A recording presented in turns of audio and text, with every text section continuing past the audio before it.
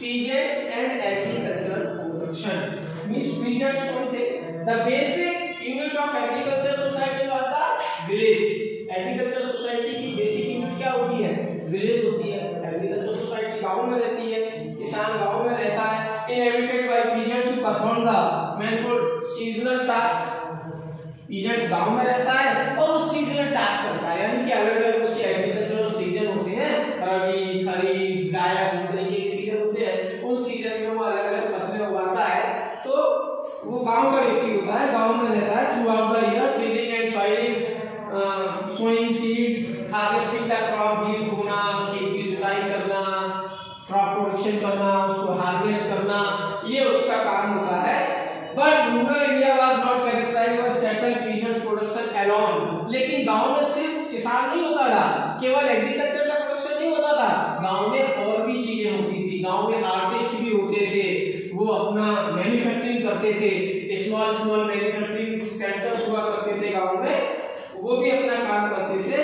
Cultivable in the same way as the more fertile expanse of land. In addition, forest areas made up of substantial proportion of territory, और agriculture land के अलावा forest areas भी होते थे। उन forest areas में tribal people रहते थे, वो फॉरेस्ट प्रोडक्शन को शेयर करके अपना जीवन यापन करते थे। हंटिंग गैदरिंग उनका बिजनेस हुआ करता था। तो कुल मिलाकर के एग्रीकल्चर सोसाइटी या विलेज सोसाइटी में सिर्फ फार्मर्स नहीं होते थे, फार्मर्स होते थे, आर्टिस्ट होते थे और ट्राइबल पीपल होते थे। इन सबको मिलाकर के जो है ना रूरल सोसाइटी बनती थी। टॉपिक 1.1 है लुकिंग फॉर सोर्सेस। हमको कैसे मालूम चलता है कि उनका लिविंग कंडीशन कैसा था, वो कैसे अपना जीवन यापन करते थे।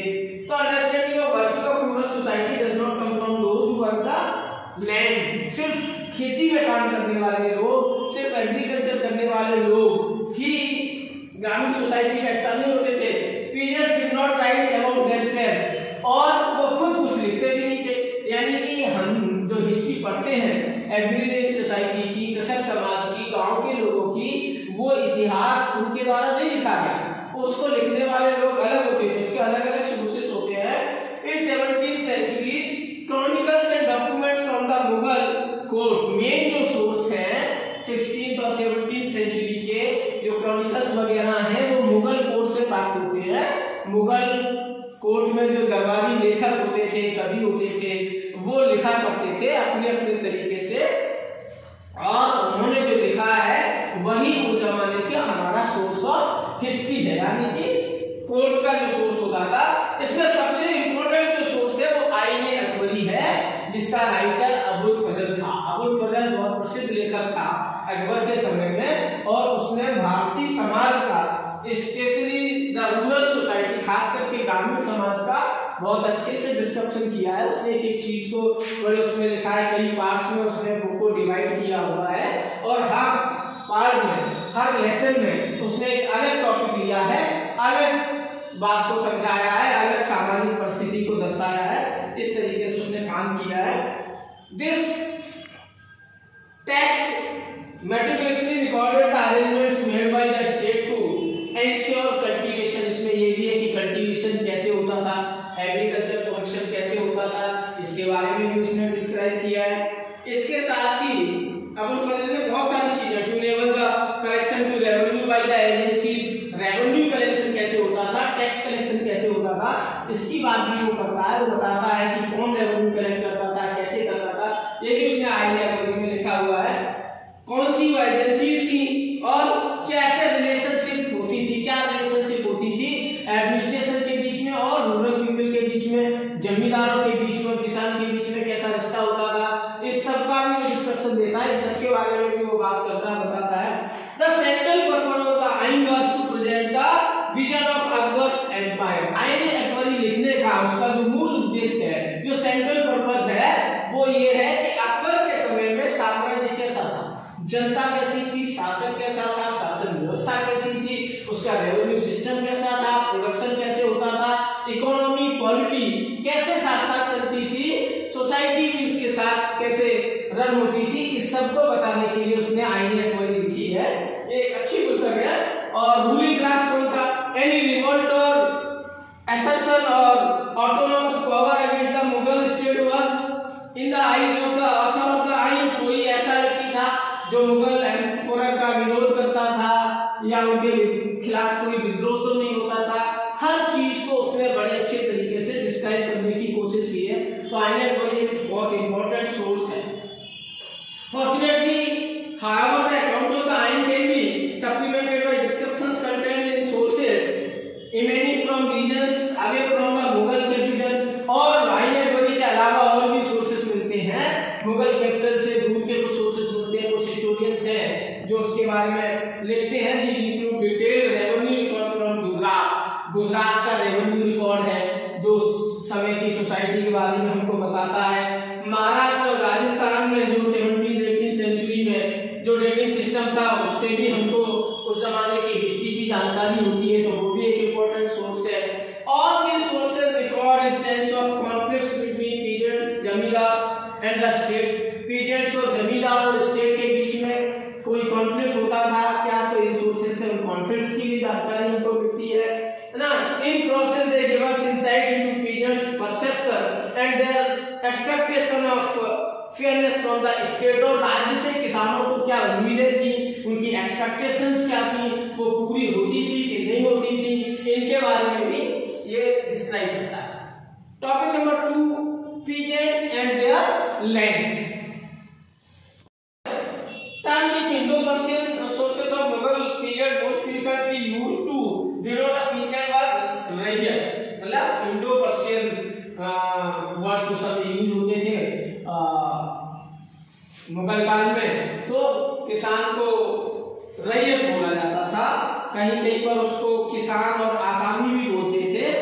और दो तरीके के किसानों का डिस्क्रिप्शन मिलता है, एक तो पाही काश्ता और खुद काश्ता। खुद काश्ता कौन होता था, जो किसान उसी गांव में रहता था, अपनी खुद की खेती अपने नेटिव प्लेस पर करता था, उसको खुद काश्ता कहा जाता था। और पाही काश्ता वो होता था जो कॉन्ट्रैक्ट फार्मिंग करता था, कभी कभी अपने विलेज से बाहर जाकर के दूसरे विलेज में दूसरी जगहों पर जाकर के एग्रीकल्चर प्रोडक्शन करता था, उसको पाही काश्ता कहा जाता था।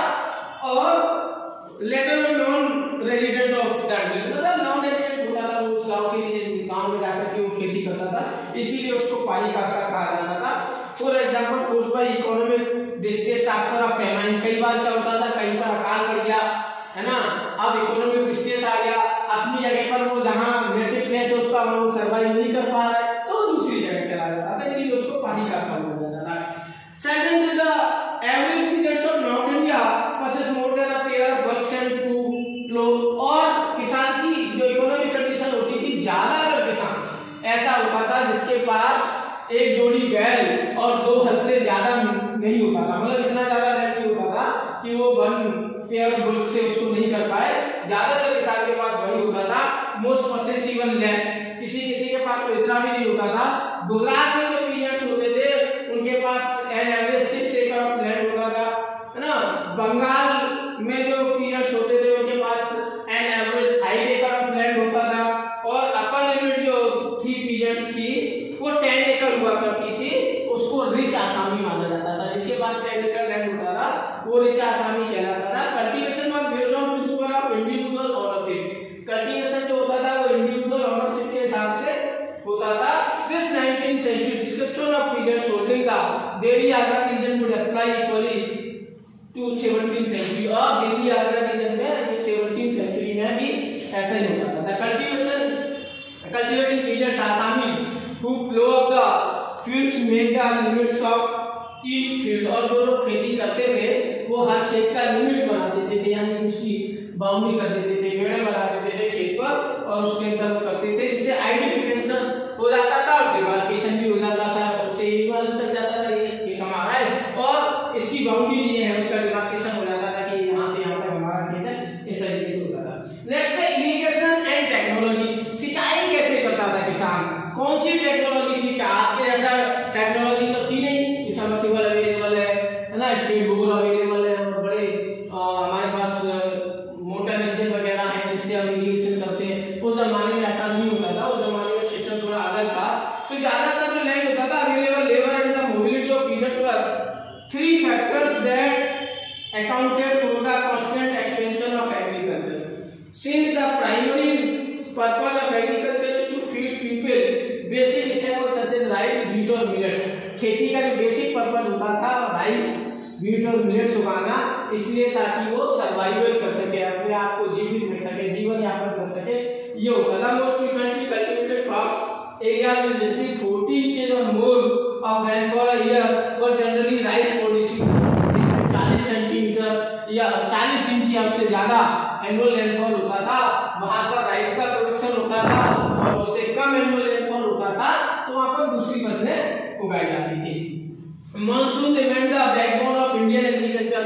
मानसून इंडियन एग्रीकल्चर का आज भी बैकबोन है और तब भी बैकबोन होता था, क्योंकि हमारा जो एग्रीकल्चर है वो है ही monsoon type of agriculture, rainfall पर ही डिपेंड करता है. जिस साल भी हमारे यहाँ बारिश कम होती है उस साल हमारा एग्रीकल्चर प्रोडक्शन कम हो जाता है, अभी भी हो जाता है और मुगल काल में भी ऐसा ही होता था. But there were crops which require additional water. लेकिन बहुत सी फसलें ऐसी होती है जो सिर्फ रेनफॉल से प्रोड्यूस नहीं की जा सकती, उनको एडिशनल वाटर की जरूरत होती है, और उसके लिए हम आज भी इरिगेशन करते हैं और तब भी इरिगेशन करते थे. बस टेक्नोलॉजी आज की अलग है और उस जमाने की टेक्नोलॉजी अलग हुआ करती थी. और artificial system of irrigation activity that for this. इसके लिए आर्टिफिशियल सिस्टम ऑफ इरिगेशन होता था. यहाँ पर एक सोर्स दिया हुआ है, इरिगेशन ट्रीज एंड फील्ड्स. कैसे होता था, ये एक एक्सेप्ट है बाबर नामा का, जिसमें उसने डिस्क्राइब किया है कि इरिगेशन जो है ना कैसे किया जाता था. Great part of Hindustan country situated on level land. India का ज्यादातर एग्रीकल्चर लैंड जो है वो लेवल लैंड है, और यहाँ पर explores and cultivated lands are it nowhere has running waters. यहाँ पर रनिंग वाटर पाया जाता है, for water is not all necessity cultivating crops and orchards. और वाटर की जरूरत होती है कल्टीवेट करने के लिए, क्रॉप्स को, ऑर्चर्ड्स को, बगीचे वगैरह लगाने के लिए. तो कुछ ऐसी टेक्नोलॉजी है जिससे इरिगेशन ये लोग करते हैं. In Lahore and those other parts people water by means of a wheel. यहाँ पर पर्शियन व्हील एक चलता था उस जमाने में. आप पिक्चर देख सकते हैं, इसमें दिया हुआ है कि एक व्हील होता था, व्हील में कुछ डिब्बे टाइप लगा दिए जाते थे, जो व्हील घूमता था तो नीचे जो हिस्सा जाता था, जो डिब्बे जाते थे वो पानी भर के लाते थे, ऊपर आकर तो बाहर उसको थ्रो कर देते थे, फेंक देते थे. इस तरीके से इरिगेशन होती थी, सिंचाई होती थी. पर्शियन व्हील सिंचाई का एक अच्छा माध्यम था उस जमाने में. Irrigation projects received state support as well. और स्टेट भी इरिगेशन को सपोर्ट करता था, राज्य भी सिंचाई की व्यवस्था करता था. कई बार जो है कैनाल्स वगैरह का कंस्ट्रक्शन राजाओं के द्वारा कराया जाता था, नहर नाले खुदवाए जाते थे, और इस तरीके से पंजाब में और शाहजहां वगैरह के जमाने में इस तरीके का कैनाल कंस्ट्रक्शन हुआ, उससे भी इरिगेशन हुआ करता था. तो agriculture was labour intensive work. Agriculture labour intensive work है, मजदूर की बहुत जरूरत होती है, लेबर बहुत करना होता है, इसके लिए इसको एनर्जी की जरूरत होती है. One example was the wooden plough which was light and easily assembled with tip iron tip coulter. जो प्लो होता था वो लकड़ी का होता था, उसमें एक आयरन टिप लगा दी जाती थी और उसको बैल खींचते थे और उससे प्लोइंग होती थी, जुताई होती थी खेत की. और drill put by a pair of giant oxen was used to plant seeds. बुआई करने के लिए खेत के एक ड्रिल टाइप का प्लो लगा दिया जाता था, ऑक्स उसको खींचते थे, उसकी पुलिंग करते थे और उससे जो खेत की बुआई हुआ करती थी. तो इस तरीके से एग्रीकल्चर का प्रोडक्शन होता था. तीसरा है, चौथा है एन एविडेंस ऑफ क्रॉप्स. कितना प्रोडक्शन होता था, कैसे होता था. तो agriculture was organised around 2 major season cycles. Agriculture उस जमाने में 2 फसलें साल भर में होती थी एग्रीकल्चर कैलेंडर में, रबी और खरीफ. आजकल तीसरी फसल ऐड हो गई है जायद. उस जमाने में जायद क्रॉप नहीं हुआ करती थी, रबी और खरीफ 2 फसलें उगाते थे. रबी आपको पता है ये अक्टूबर नवंबर में इसकी जो है सोइंग होती है, और फरवरी मार्च अप्रैल में इसकी हार्वेस्टिंग होती है. और खरीफ जो क्रॉप्स हैं वो जस्ट आफ्टर रेनफॉल, यानी कि जैसे ही जून जुलाई में बारिश होती है उसके बाद जो फसल बोई जाती है, जिसमें ज्वार, बाजरा, राइस इसका प्रोडक्शन होता है. और खरीफ में जो है व्हीट, ग्राम, मस्टर्ड इनका प्रोडक्शन होता है. तो 2 तरीके की फसलें उगाते हैं. वैसे आगरा और उसके आसपास मुगल काल में करीब 39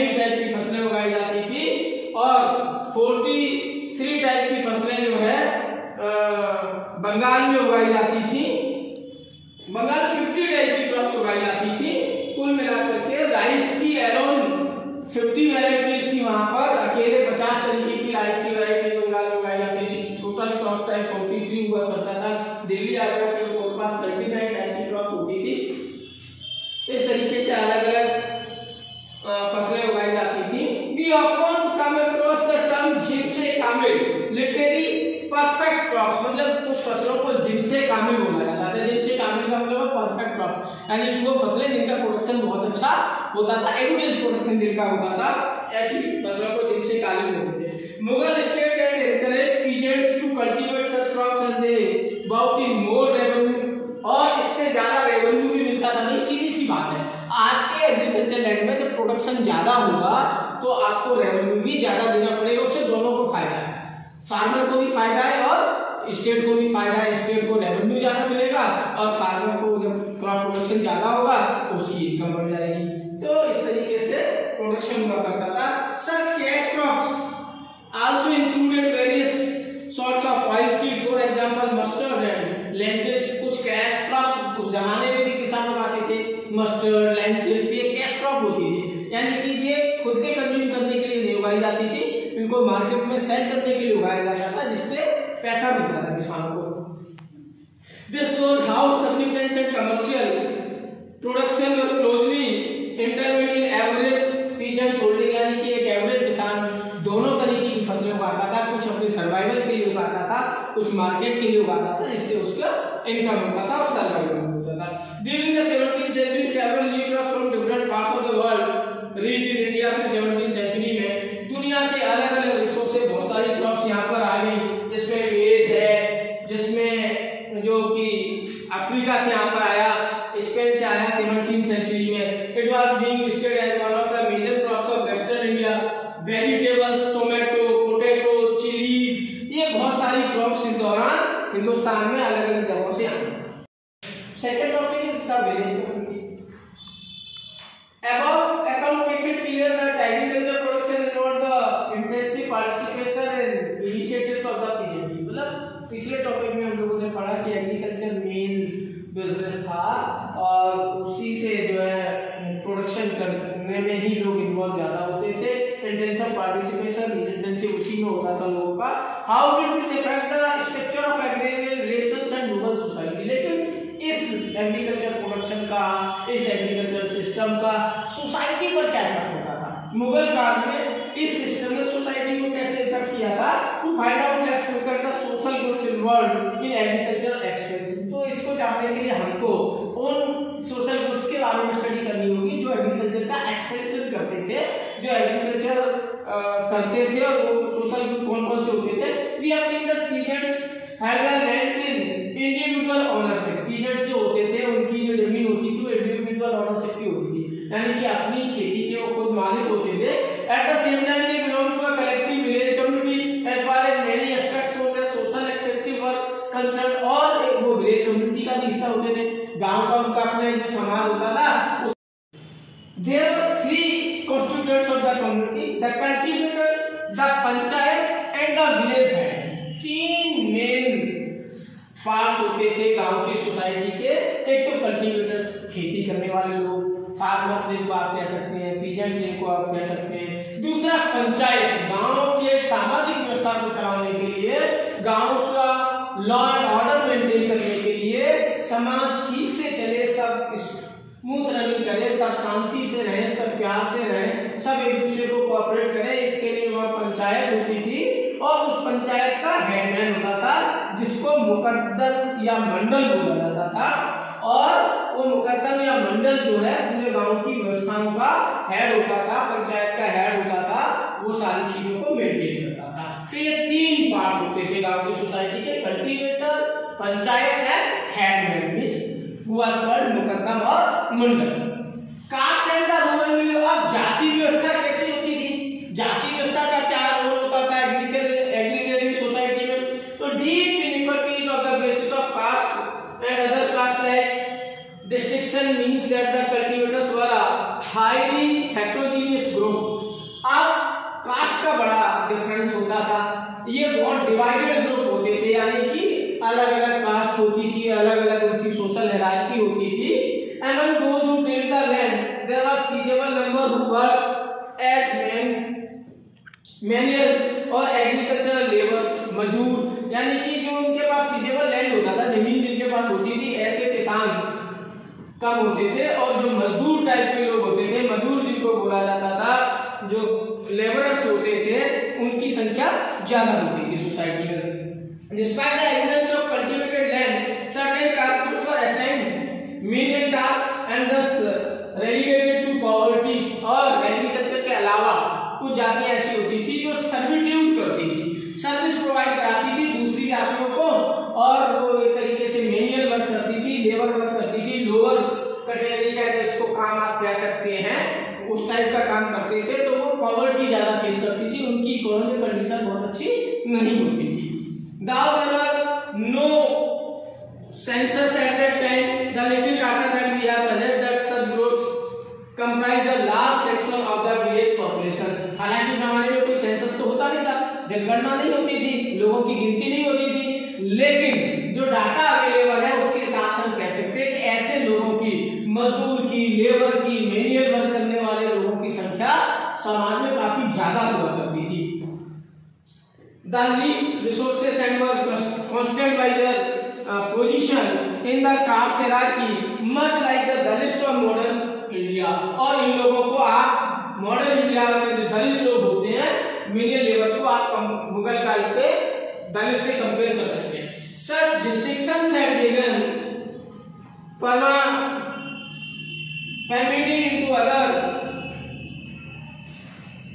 communities टू, और दूसरी कम्युनिटीज में भी ऐसा होता था, सिर्फ हिंदुओं में नहीं, in Muslim communities manuals like the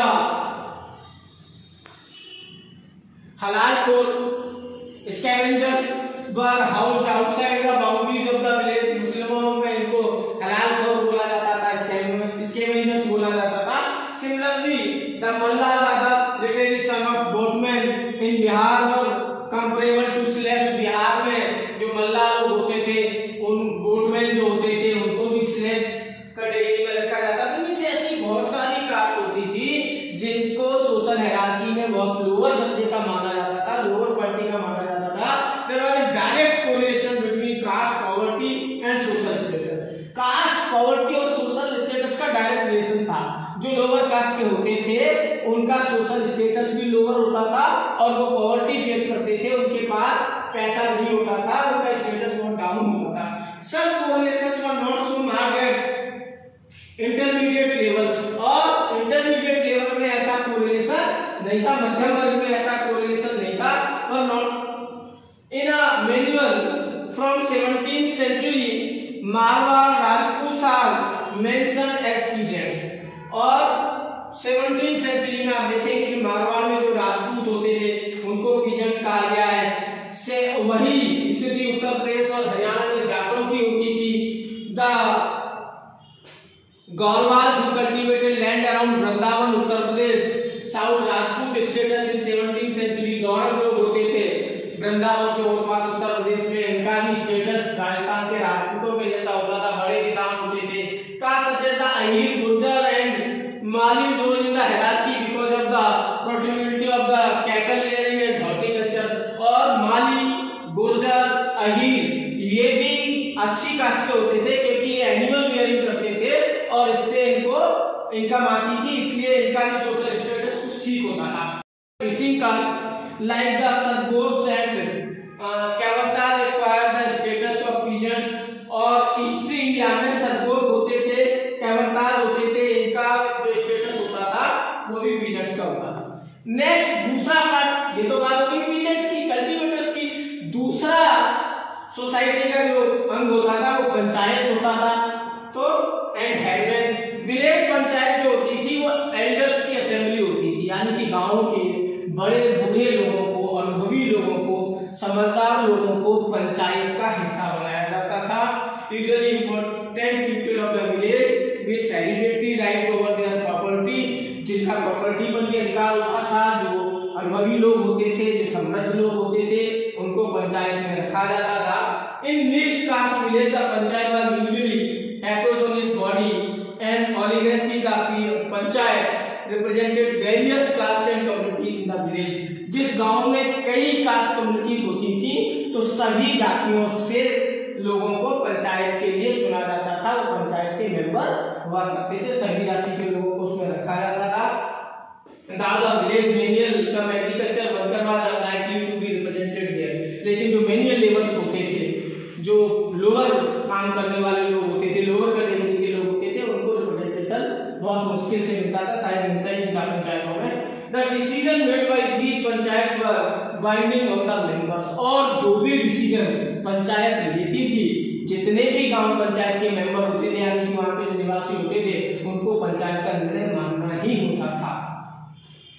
The panchayat was headed by a headman known as Muqaddam और मंडल, और पंचायत का एक हेडमैन होता था, एक मुखिया होता था, जिसको मुकद्दम या मंडल के नाम से जाना जाता था। वो गांव का विलेज एल्डर्स उसको इलेक्ट करते थे चॉइस के हिसाब से, और that this choice had to be ratified by the zamindar, zamindar की भी सहमति उसमें दी जाती थी, और फिर उस हेडमैन का इलेक्शन किया जाता था। हेडमैन जो होता था वो सुपरवाइज करता था प्रिपरेशन ऑफ विलेज अकाउंट, गांव के अकाउंट को प्रिपेयर करवाता था, असिस्टेड बाय द अकाउंटेंट और पटवारी ऑफ द पंचायत, पंचायत का एक अकाउंटेंट होता था जिसको पटवारी कहा जाता था। आज भी पटवारी या लेखपाल होता है जो रेवेन्यू रिकॉर्ड रखता है गांव में, उसी तरीके की पोस्ट होती थी, जो हेडमैन का एक तरीके से सेक्रेटरी होता था। आजकल प्रधान होता है, प्रधान का सेक्रेटरी होता है ना, उसी तरीके से पंचायत का एक अकाउंटेंट हुआ करता था। Panchayat derive its fund from contribution made by individuals to a common financial pool. आजकल तो सरकार जो है फंड उपलब्ध करवाती है पंचायतों को, लेकिन उस जमाने में कोई गवर्नमेंट ऐसी होती नहीं थी, तो पंचायत का जो फंड होता था वो लोगों से कलेक्ट करके दिया जाता था, चंदा टाइप का इकट्ठा कर देते थे, और गांव में कोई काम कराना होता था तो उसी कंट्रीब्यूशन से होता था। These funds were used for defraying the cost of entertaining revenue officials who visited the village। गांव में रेवेन्यू ऑफिशियल्स वगैरह आते थे टैक्स कलेक्शन के लिए, उनको खुश करने के लिए, उनको खिलाने खिलाने के लिए उस पैसे का यूज किया जाता था। Entertaining them, expenses for community welfare activities such as tiding over natural calamities, कोई नेचुरल कैलामिटी या नेचुरल डिजास्टर आ जाए, कोई प्राकृतिक आपदा आ जाए, तो उस समय गांव के लोगों को भोजन कपड़ा वगैरह उपलब्ध कराने के लिए भी इस फंड का यूज किया जाता था, जो चैरिटी से इकट्ठा होता था। Often these funds were also deployed in construction of a one or digging a canal। कई बार सिंचाई की व्यवस्था करने के लिए कैनाल वगैरह का कंस्ट्रक्शन जो किया जाता था वो भी इसी कंट्रीब्यूशन से होता था, कलेक्शन से होता था, जो गांव से पैसा कलेक्ट किया जाता था। One important function of the panchayat was to ensure the caste boundaries among the various communities, और कास्ट की बाउंड्रीज मेंटेन बनी रहे, हर कास्ट सोशल हायरार्की को फॉलो करे, इसलिए उसका मेंटेनेंस करने की जिम्मेदारी भी पंचायत की हुआ करती थी। In eastern India all marriage were held in the presence of the Mandal. Eastern India में जितनी भी शादियां होती थी तो गांव का हेडमैन यानी कि मंडल वहां प्रेजेंट रहता था, उसकी उपस्थिति में ही शादी होती थी, वो एक तरीके से शादी का गवाह होता था। In other words, one of the duties of the village headman was to observe the conduct of the members of the village community, chiefly to prevent any offence against their caste. कुल मिलाकर के गांव का headman नजर रखता था सारी communities पर कि कोई किसी तरीके का ऑफेंस नहीं करे, अपराध नहीं करे। लॉ एंड ऑर्डर मेंटेन करना भी विलेज हेडमैन की जिम्मेदारी होती थी। Panchayat also had the authority to levy fines and inflict more serious form of punishment like expulsion from the community. Panchayat कई बार जो है फाइन लगाती थी, कोई व्यक्ति अपराध करता था तो कई बार तो और सीरियस पनिशमेंट दिया जाता था। वो सीरियस पनिशमेंट क्या होता था? सामाजिक बहिष्कार, एक्सपल्शन कर दिया जाता था, किसी व्यक्ति को गांव से बाहर निकाल दिया जाता था, या गांव में रहता था तो उसके यहाँ कोई आता जाता नहीं था, उसको अपने यहाँ कोई बुलाता नहीं था, शादी विवाह वगैरह में उसको अवॉइड कर दिया जाता था उसका। Latter was a drastic step and was in most cases meted out for a limited period। ये जो बाद में बहिष्कार, जो सामाजिक बहिष्कार जो लोगों का होता था, ये बहुत लंबे समय के लिए नहीं, छोटे से पीरियड के लिए होता था, और ये बड़ा पनिशमेंट होता था जिससे लोग भविष्य में दोबारा ऐसी गलती न करें जो उन्होंने पहले की होती है। The village became an outcast and lost his right to practice his profession। Such a measure was intended as a deterrent to violation of caste norms। कोई caste norms का violation करता था उसके साथ ऐसा किया जाता था।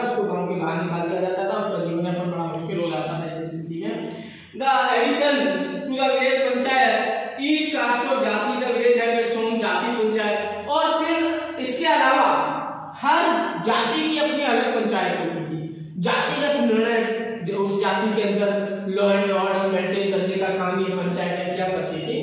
These panchayat wielded considerable power in rural society। इन पंचायतों को ग्रामीण समाज में, रूरल सोसाइटी में काफी पावर होता था इनके पास। इन राजस्थान जाति panchayat arbitrated every disputes between members of different caste। और राजस्थान में जो जाति पंचायतें होती थी, जो डिस्प्यूट वगैरह डिफरेंट कास्ट में होते थे, उनको सेटल करने का काम करती थी। They mediated in contest claims of land, decided whether marriages were performed according to the norms laid down by a particular caste। जो जिस जाति में विवाह के, शादी के जो नियम होते थे उनको फॉलो किया गया कि नहीं किया गया, ये भी जाति पंचायतें तय करती थी। उनके हिसाब से ये सब होता था। Archival records from Western India, notably Rajasthan and Maharashtra, contains petitions presented to the panchayat complaining about exorbitant taxation or the demand for unpaid labor। और जाति पंचायत के रिकॉर्ड अगर हम देखें या विलेज पंचायत के रिकॉर्ड देखते हैं तो बहुत सारे लोगों की अपील हमें पढ़ने को मिलती है डॉक्यूमेंटल रिकॉर्ड्स में। उसमें कि हमको फ्री में हमसे काम करा दिया, हमको पैसा नहीं दिया, या हमको जो है जो हमारे साथ अन्याय किया, मारपीट की, इस तरीके का impose by the superior caste of the official of the state के जो ऑफिशियल्स है या उच्च जाति के जो लोग हैं, उन्होंने हमारे साथ किसी तरीके का अन्याय अत्याचार किया, इसका रिकॉर्ड भी हमको पढ़ने को मिलता है कई जगह पर। These petitions were usually made by villagers. और ये पिटीशन कौन करता था, ये अपील किसकी होती थी, ये अपील जो है गांव की लोग दायर करते थे from the lowest ranks of rural society. ये जो लोवेस्ट कास्ट के लोग होते थे रूरल सोसाइटी के, इस तरीके की शिकायतें वो किया करते थे अक्सर अपने कास्ट के बारे में। often petition were made collectively as well by caste group or community protesting against। कभी कभी कोई अकेला व्यक्ति अपील करता था, कभी कभी पूरी जाति अपील करती थी कि उच्च जाति के लोग साहब हमारी जाति के साथ अन्याय अत्याचार करते हैं। इस तरीके की बहुत सारी अपील आती रहती थी पंचायतों के पास। These included excessive tax demands which especially in times of drought or other disasters। कई बार टैक्स की डिमांड को लेकर के भी शिकायत होती थी कि हमसे बहुत टैक्स वसूला जा रहा है, ड्राउट हो गया है ना, सूखा पड़ गया या बारिश ज्यादा हो गई, अकाल महामारी आ गई, फिर भी टैक्स कलेक्शन किया जा रहा है, हम भरने की स्थिति में नहीं है। ऐसी शिकायतें पंचायत से लोग किया करते थे और ऐसी पिटीशन आती रहती थी। Village panchayat court of appeal, क्योंकि विलेज पंचायत के जमाने में कोर्ट ऑफ अपील होती थी। आज के जैसा कोर्ट सिस्टम नहीं था, जुडिशियल सिस्टम उस जमाने में नहीं था, पंचायत ही उनकी जुडिशियरी थी, इसलिए पंचायत से ऐसा लोग उम्मीद करते थे। The decision of the panchayat in conflicts between lower caste peasants and state officials और the local zamindar could vary from caste case to case. अलग अलग केस में अलग अलग जातिगत निर्णय, लड़ाइयाँ, जमींदारों से उनका झगड़ा, ये सब अलग अलग केसेस में अलग अलग एग्जाम्पल इसके मिलते हैं आपको पढ़ने के लिए। इन पंचायत ऑफर सजेस्टेड कंप्रोमाइज, और पंचायत ज्यादातर मामलों में कंप्रोमाइज कराती थी। जैसे किसी को मजदूरी नहीं मिली तो उसको मजदूरी दिलवा दी, किसी के साथ अन्याय हुआ, मारपीट हुई है ना, तो उसको कुछ कंपनसेशन दिलवा दिया। इस तरीके से उनका साथ निर्णय करने की कोशिश की जाती थी। Peasants to recourse to more drastic form of resistance such as deserting the village. कई बार बहुत सारे लोग गांव छोड़कर के चले जाते थे, लगता था कि इस गांव में उनका जीवन अच्छा नहीं है, उनके साथ अन्याय अत्याचार ज्यादा होता है, उनकी जाति के साथ अन्याय अत्याचार ज्यादा होता, तो लोग विलेज को डिजर्ट कर देते थे, छोड़ करके चले जाते थे। Relatively easy availability of uncultivated land and the competition over labour resources. कई बार इसलिए भी लोग गांव छोड़ करके चले जाते थे क्योंकि कल्टिवेटेड लैंड उस गांव में ज्यादा अवेलेबल नहीं है, प्रोडक्शन बहुत कम होता है, बहुत ज्यादा पॉवर्टी फेस करनी होती है। ऐसी स्थिति में भी लोग गांव को छोड़ करके चले जाते थे। नेक्स्ट टॉपिक है विलेज आर्टिसंस। आर्टिस्ट कौन होते थे गांव में, कैसे वो क्राफ्ट वगैरह का प्रोडक्शन कैसे करते थे, क्या काम होता था उनके पास। तो village was the element relationship of exchange between different producers. गांव में अलग अलग चीजों के प्रोड्यूसर्स होते थे। कॉबलर गांव में हुआ करता था, वीवर गांव में होता था, पॉटर गांव में होता था, कारपेंटर गांव में होता था, आयरन स्मिथ गांव में होता था, गोल्ड स्मिथ गांव में होता था। ये बहुत सारे आर्टिस्ट होते थे, आर्ट एंड क्राफ्ट वर्क करते थे, प्रोडक्शन किया करते थे, है ना। मराठी डॉक्यूमेंट्स में पढ़ने को मिलता है कि विलेज का अगर सर्वे किया गया तो early years of British rule have revealed the existence of substantial numbers of artisans, sometimes as high as 25 house in the village. कभी कभी तो गाँव में टोटल जनसंख्या जितनी होती थी उसका 25% लोग जो है वो प्रोड्यूसर्स होते थे, आर्टिस्ट होते थे, वो वीवर, कॉर्नर या आयरन स्मिथ इस तरीके के लोग होते थे, पॉटर हो सकते थे वो, 25% तक इनकी जनसंख्या होती थी। At times however the distinction between artisans and peasants in village society was a fluid one. और आर्टिसंस और पीजेंट्स के बीच का जो रिलेशनशिप था वो फ्लूइड था।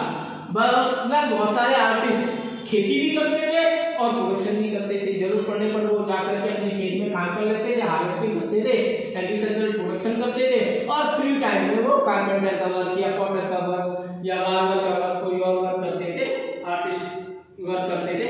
Cultivators and their families would also participate in the craft production. कुल मिलाकर के कल्टीवेटर और उनकी फैमिली भी क्राफ्ट प्रोडक्शन का वर्क करती थी, खेती के साथ साथ वो क्राफ्ट वर्क भी किया करते थे, such as dyeing, textile printing, baking and firing of poetry, मतलब बर्तन बनाना, कपड़े बनाना, कपड़ों की रंगाई करना, ये सब काम भी किया करते थे। एग्रीकल्चर इंप्लीमेंट्स को बनाने का काम भी विलेज में होता था। Facing agriculture calendar when there was a relative lull in activity. कई बार क्या होता था कि कोई काम नहीं होता था एग्रीकल्चर में। आपको पता है एग्रीकल्चर ऐसा वर्क है जिसमें 6, 7, 8 महीने तक काम होता है किसान के पास, और बाकी 5-6 महीने वो बेरोजगार होता है। उस स्थिति में अगर उसको कोई और वर्क आता है, क्राफ्ट वर्क वगैरह आता है, तो वो कर लिया करता था, जिससे उसको सप्लीमेंट्री इनकम हो जाया करती थी। Village artist, potters, blacksmith, carpenters, barbers, goldsmiths provided specialised service in return for which they were compensated by village by a variety of means. मतलब अलग अलग तरीके से विलेज जो है कारपेंटर को, गोल्ड स्मिथ को, ब्लैक स्मिथ को, पॉटर को, उसका जो काम करता था उसकी मजदूरी दिया करते थे। ग्रेन दे दिया जाता था उनको, या उनके बदले में जैसे एंशिएंट टाइम में जो बार्टर सिस्टम चलता था, है ना, कि अनाज दे दिया उसके बदले में एग्रीकल्चर इंप्लीमेंट्स दे दिए, या कोई और चीज दे दी उसके बदले में कुछ और ले लिया। इस तरीके से जो क्राफ्टमैन थे उनकी भी इनकम हो जाया करती थी। The most common way of doing was by giving them a share of the harvest। ज्यादातर मामलों में हार्वेस्ट का शेयर दिया जाता था, फसल दे दी जाती थी कि जैसी फसल आती थी तो उनका हिस्सा भी निकाल दिया जाता था। जिन्होंने टूल्स बनाए, इंप्लीमेंट्स बनाए एग्रीकल्चर के लिए, उनको भी उनका शेयर मिल जाता था। Another variant of this was a system where artisans and individual peasants also entered into a mutually negotiated system of remuneration, या म्यूचुअल सिस्टम ऑफ रेमुनेशन होता था। पहले तय कर लिया जाता था कि इतना गेहूं तुमको देंगे साल भर काम करने का, या साल भर तुम हमारे एग्रीकल्चर इंप्लीमेंट्स बनाओगे, उनको ठीक करोगे, तो उसका आपको इतना शेयर मिलेगा, इतनी मजदूरी मिलेगी। ये पहले से तय होता था। The times goods of service, for example 18th century record tells zamindars in Bengal who remunerated blacksmith, carpenters, even goldsmiths for their work by paying them a small daily allowances and diet money। कई बार क्या होता था कि small daily allowance उनको दिया जाता था, दैनिक मजदूरी आपकी इतनी है, और साथ में उनको डाइट भी दी जाती थी, यानी उनको खाना खिला दिया जाता था। इस तरीके से उनसे काम दिया जाता था।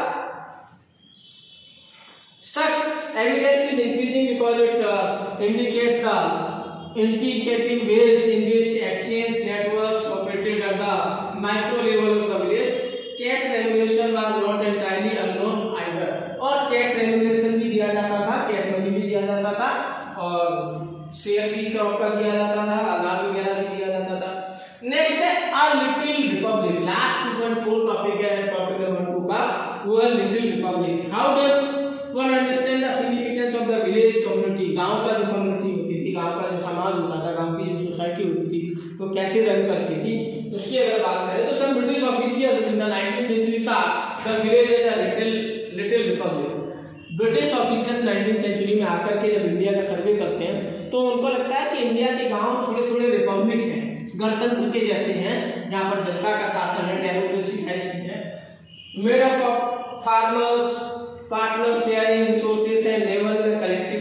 मतलब फार्मर्स हैं, कुछ उनके पार्टनर्स हैं जो क्रॉप शेयर करते हैं, खेती करते हैं आकर उनके खेतों में, और सब आपस में शेयरिंग कर लेते हैं, मिलकर के एक दूसरे की हेल्प करते हैं, एक दूसरे के कॉम्प्लीमेंट्री है, एक दूसरे की जरूरतों को पूरा करते हैं। इस तरीके की इंडियन सोसाइटी है।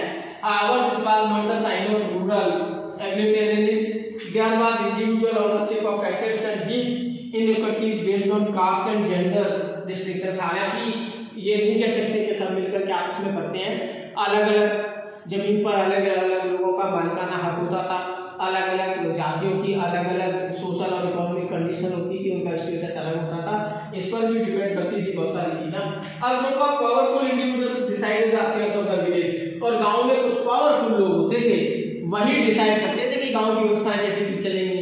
छोटे मोटे राजा टाइप के लोग, जमींदार टाइप के लोग, रेस पीजेंट्स या मनी लेंडर्स वगैरह जो होते थे, साहूकार होते थे, वो डिसाइड करते थे कि गांव की व्यवस्था कैसे चलेगी। कुछ गिने चुने लोगों के हाथ में पावर होता था, सत्ता होती थी, और वही ज्यादातर मामलों में तय करते थे। गरीब लोगों का बहुत ज्यादा पंचायत में रोल नहीं होता था, वो इतने इंपॉर्टेंट नहीं होते थे।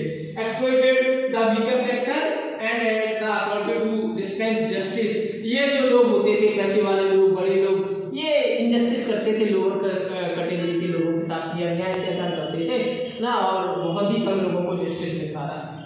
More importantly cash nexus had already developed through trade between village and towns, और विलेज में आर्ट एंड क्राफ्ट का प्रोडक्शन होता था, टाउन में उनकी सेलिंग होती थी, यानी कि tax nexus village to town चला करता था, गांव से शहर की तरफ चलता था, गांव से प्रोडक्शन होकर के जाता था, उससे बदले शहर से पैसा आता था, और इस तरीके से एक दूसरे का म्यूचुअल कॉपरेशन चलता रहता था, ट्रेड चलता था।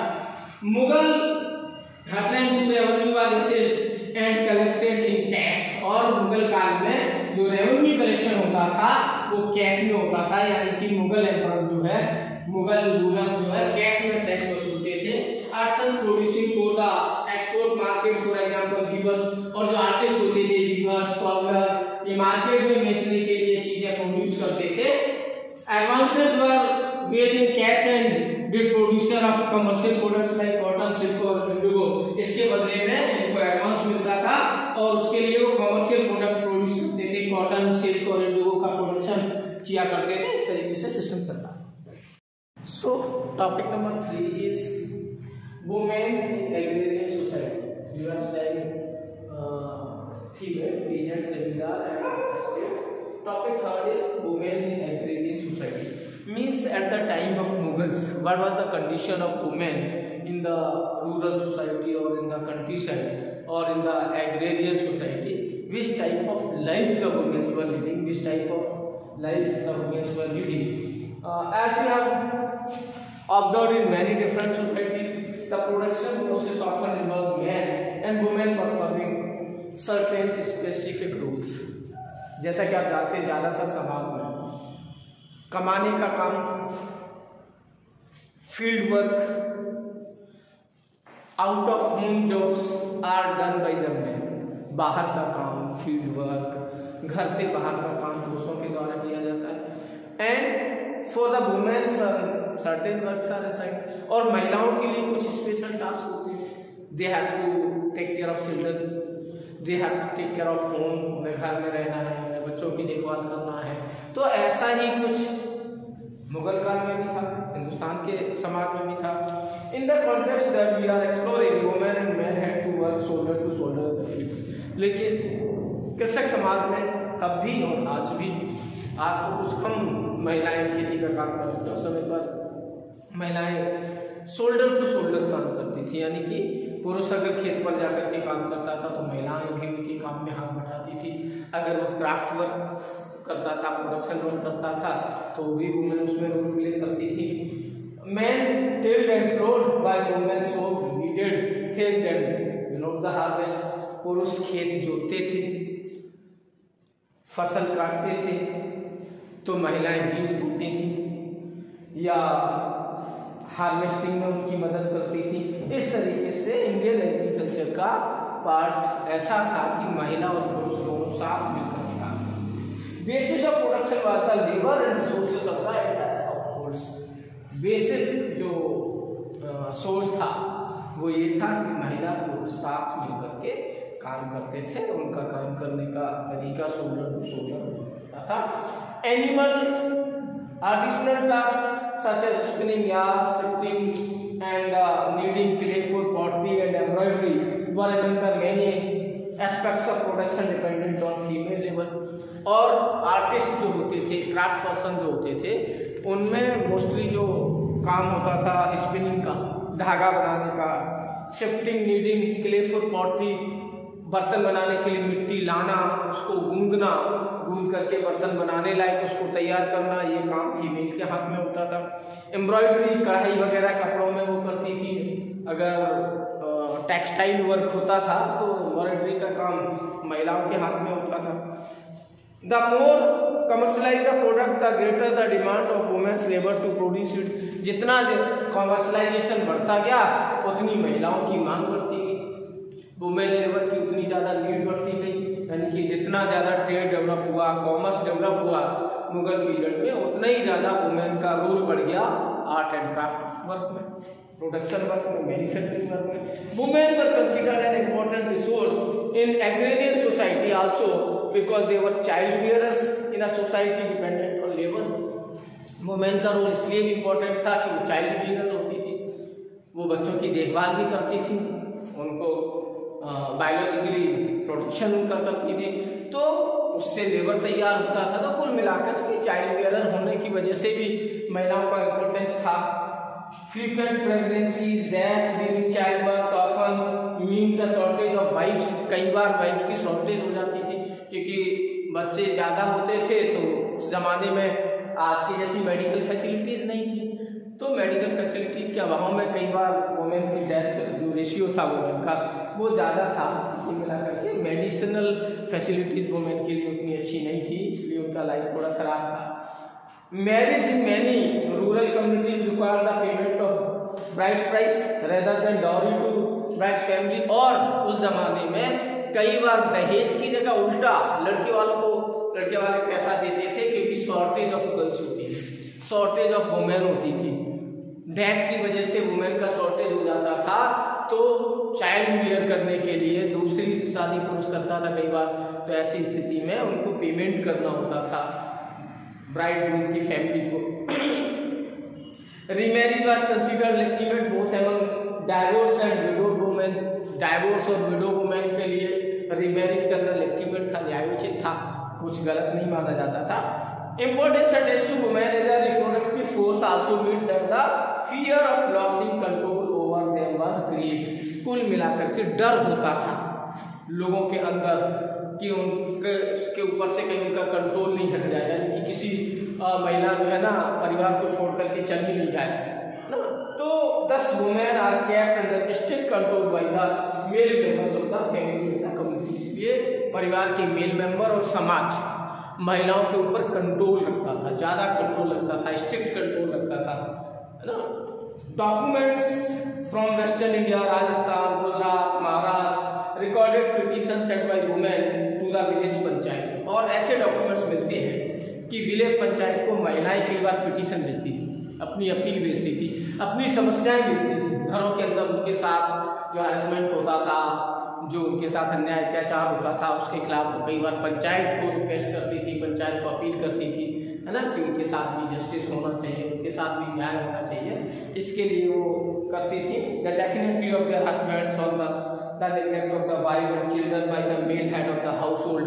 बच्चों को कई बार निगलेक्ट करने की वो शिकायत करती थी, मेल हेड के द्वारा फैमिली के वुमेन को निगलेक्ट करने का या उनके साथ अन्याय अत्याचार करने की वो शिकायत पंचायत को किया करती थी।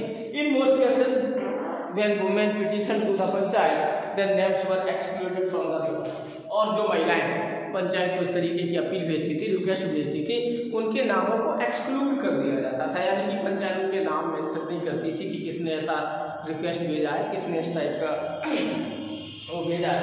Among the landed gentry women had the right to inherit property। जो पैसे वाले लोग होते थे, जिनके पास जमीन ज़्यादा होती थी, जो रिच लोग होते थे, वहाँ पर महिलाओं के नाम पर भी प्रॉपर्टी होती थी, महिलाओं के नाम पर भी लैंड होता था, वो उसको यूज करती थी। Instances from the Punjab show that women including widows actively participated in the rural land market as sellers of property inherited by them. और पंजाब वगैरह में तो कई जगह ऐसे एग्जाम्पल देखने को मिलते हैं कि महिलाएं अपनी ज़मीन बेचा करती, इनहेरिटेंस भी होता था, उत्तराधिकार में उनको ज़मीन मिलती थी और वो अपनी प्रॉपर्टी को सेल भी कर सकती थी। ऐसे बहुत सारे एग्जाम्पल मिलते हैं। कई जगह वुमेन जमींदार्स के रिकॉर्ड भी मिलते हैं 18th सेंचुरी में बंगाल में। Biggest and most famous of the 18th century zamindars that of the Rajshahi had a women at the head, है ना। तो महिलाएं जो है कई जगह राजशाही का संचालन करती थी, जमींदारी का संचालन करती थी, जमींदार भी होती थी। तो this was the topic number 3. Topic 4 is that is forest and types. Forests and types. In this topic we are going to study about the forest and the tribal people, those who used to live in the forest, those who were the forest dwellers. So there was more the rural India and the sedentary agriculture apart from the intensively cultivated province in the northern and northwestern India. Huge stretches of forest, dense forest, jungles, scrubland existed all over eastern India. जिस तरीके से north India में, western India में agriculture ज़्यादा होता था, east India में भी बंगाल बिहार में एग्रीकल्चर ज़्यादा होता था, लेकिन जो northern north eastern state most north eastern states थे, आज का असम कह सकते हैं, आप त्रिपुरा कह सकते हैं, मेघालय कह सकते हैं, नागालैंड कह सकते हैं, अरुणाचल कह सकते हैं, ये वो इलाके थे जहाँ पर शेड्यूल ट्राइब बहुत थे, जो जंगलों में रहने वाले लोग थे, ट्राइबल पीपल थे, है ना। आज का झारखंड है ना, उड़ीसा का कालाहांडी है ना, खरवन, मतलब बहुत सारे ऐसे इलाके हैं जहाँ पर जो है ना पेनिनसुलर इंडिया में भी वेस्टर्न घाट्स का जो इलाका है, डेक्कन प्लेटू का जो इलाका है, यहाँ जंगल ज़्यादा थे और ट्राइबल पीपल रहते थे। Informed conjunctions based on contemporary sources suggest an average of 40%, मतलब 40% के करीब जो है tribal people in eastern states में हुआ करते थे। फॉरेस्ट ड्वेलर्स वर टर्म जंगली इन कंटेम्प्रेरी टेक्स्ट। बीइंग जंगली however did not mean an absence of civilization, और इन लोगों को जंगली कहा जाता था, लेकिन जंगली का मतलब एब्सेंट ऑफ सिविलाइजेशन नहीं है। इसका मतलब ये नहीं कि वो अनसिविलाइज्ड थे। जंगली का मतलब ये होता है जंगल में रहने वाला। कभी भी जंगली को हम ये नहीं समझे कि वो मूर्ख है ना, वो अनसिविलाइज्ड पर्सन है, सभ्य नहीं है, उसको तमीज नहीं है ना, वो बदतमीज टाइप का, ऐसा कुछ नहीं है। जंगली means those who lived in the forest, जो जंगल में रहते हैं वो जंगली, जो गांव में रहते हैं वो गंवार, वो भी गलत शब्द नहीं है, हम उसको गाली समझ लेते हैं, ऐसा नहीं है। गांव मीन्स गंवार मीन्स गांव में रहने वाला, जंगली मीन्स जंगल में रहने वाला। तो ट्राइबल पीपल को जंगली भी कहा गया है कई जगह पर। The term today seems to connect, आज लगता है जंगली शब्द कोई गाली है, खराब शब्द है। तो came from the gathering of forest produce, hunting and shipping agriculture. ये वो लोग होते थे जो फॉरेस्ट प्रोड्यूस को कलेक्ट करते थे और मार्केट में सेल करते थे, हंटिंग करते थे, गैदरिंग करते थे, यानी कि शिकार करके अपना जीवन जीते थे, या फॉरेस्ट प्रोडक्ट्स को कलेक्ट करके मार्केट में सेल करके अपनी इनकम जनरेट करते थे और उससे अपना जीवन जीते थे। तो इस तरीके के जो लोग होते थे, these activities were largely season specific. ये एक्टिविटी सीजन स्पेसिफिक होती थी, मतलब शिकार का एक पर्टिकुलर सीजन होता था, गैदरिंग का एक पर्टिकुलर सीजन होता था। भाई महुआ जिस सीजन में पेड़ों से गिर रहा है उसी सीजन में तो कलेक्ट किया जाएगा, आम जिस सीजन में आ रहा है उस सीजन में कलेक्ट किया जाएगा। तो हर एक का अलग अलग सीजन होता था। Among the wheels for example spring was reserved for collecting forest produce. जैसे स्प्रिंग में भील लोग फॉरेस्ट प्रोड्यूस कलेक्ट करते थे, समर में फिशिंग करते थे, मॉनसून में कल्टीवेशन करते थे, ऑटम और विंटर हंटिंग के लिए होते थे, इस समय पर वो शिकार करते थे। तो अलग अलग सीजन में इनका अलग अलग वर्क होता था। Such a sequence presume and perpetuated mobility, और इसकी वजह से सीजन के हिसाब से वो मोबिलिटी भी करते थे, यानी कि एक स्थान से दूसरे स्थान पर जाते रहते थे, क्योंकि हंटिंग जहाँ करेंगे हो सकता है वहाँ फूड गैदरिंग नहीं हो, फिशिंग की व्यवस्था कहीं और हो, फिशिंग के लिए आपको वाटर बॉडीज के पास जाना पड़ेगा, किसी रिवर के पास जाना पड़ेगा, है ना। तो सीजन के हिसाब से ये मोबाइल भी करते थे, यानी कि अपने स्थान को चेंज करते रहते थे। Troublemakers once again return to Baba who says that jungles provided a good defense behind which the people of the Pargana becomes stubbornly relieved areas and no taxes। मतलब बाबर जो है ना कहता था कि जंगली पीपल जो है ना, ट्राइबल पीपल ऐसे लोग हैं जो जंगलों में भाग जाते हैं, बहुत खतरनाक है, क्योंकि उनसे रेवेन्यू कलेक्शन बड़ा मुश्किल काम होता था। वो मोबाइल कर देते थे, अपना स्थान चेंज कर देते थे, अपनी जगह बदल देते थे, इसलिए उनको लोग बहुत ही खराब लोग मानता था, है ना। तो ये अपना टॉपिक था 4.1 बियॉन्ड सेटल्ड विलेजेस, जो अभी हमने डिस्कस किया, beyond settled villages। Now we are going to discuss topic 4.2 in so topic 4.2 is inroads into forest। External forest enter the forest in different ways। External forces जो होते थे वो forest में अलग अलग तरीके से एंटर करते थे, सबको फॉरेस्ट में आने का मौका नहीं मिलता था। For instance the state required elephants for the army. Army के लिए एलिफेंट्स की जरूरत होती थी, इसके लिए स्टेट के लोग यानी कि एडमिनिस्ट्रेशन करने वाले लोग जो है जंगलों में आया करते थे। भाई एलिफेंट कहाँ से मिलेगा, कौन देगा उनको एलिफेंट्स प्रोवाइड कराने के लिए उनको फॉरेस्ट पीपल के पास आना पड़ेगा, वही उनको एलिफेंट्स प्रोवाइड कराएंगे। तो इसके लिए वो जंगलों में आते थे, आर्मी को एलिफेंट्स की जरूरत होती थी। So the peshkash levied from forest people often included supply of elephants. इसलिए एलिफेंट्स की सप्लाई कौन करता था, फॉरेस्ट पीपल करते थे। उनसे हमेशा यही पेशकश रखी जाती थी कि भैया आप हमें फॉरेस्ट प्रोवाइड करा दीजिए। In the Mughal political ideology the hunt symbolise the overwhelming concern of the state to relate to all its subjects, rich and poor, regular hunting experience also quote historian texts। Mughal political ideology में hunting जो था ना वो symbolize था overwhelming concern का, मतलब एक तरीके से पॉलिटिकल सिंबल था। हंटिंग एक ऐसी चीज थी जो शौक होता था राजाओं का, महाराजाओं का, नोबल्स का बड़ा शौक होता था हंटिंग करने के लिए। ये लोग जंगलों में जाया करते थे। To relate to all its subjects, rich and poor, regular hunting expeditions, so quote historian tell us, regular hunting expeditions होते थे, यानी कि मार्च करते थे, बड़ा हुजूम लेकर के जंगलों में जाते थे शिकार करने के लिए, ऐसा हिस्टोरिकल सोर्सेस हमको बताते हैं। enabled the emperor to travel across the extensive territories of his empire and personally attended to the grievances of its inhabitants। और कई बार राजा लोग जो है ना घूमने के नाम से जाया करते थे कि वो अपनी जनता से मिलने आए हैं, अपनी प्रजा से मिलने आए हैं, उनसे कांटेक्ट करने के लिए आए हैं, और प्रोसेसन लेकर के जाते थे। इसी बहाने शिकार भी कर लेते थे और एक तरीके से पब्लिक से उनका मिलना भी हो जाया करता था। तो इस तरीके से ट्राइबल पीपल से भी वो मिलते थे। The Hunt was a subject painted by court artist. Court के जो आर्टिस्ट होते थे, जो पेंटर होते थे, वो हंटिंग सीन्स को बहुत अच्छे से पेंट किया करते थे। राजा को शिकार करते हुए दिखाना, एम्परर को शिकार करते हुए दिखाना, ये ड्यूटी होती थी कोर्ट आर्टिस्ट की, अच्छी सी पेंटिंग बनाओ। राजा साहब ने शेर का शिकार कर दिया, है ना, इस तरीके की पेंटिंग बनवाया करते थे एम्परर्स। तो कोर्ट आर्टिस्ट ऐसी चीजों को पेंटिंग करते थे। The painter resorted to the device of inserting a small scene somewhere in the picture that functioned as a symbol of a harmonious reign।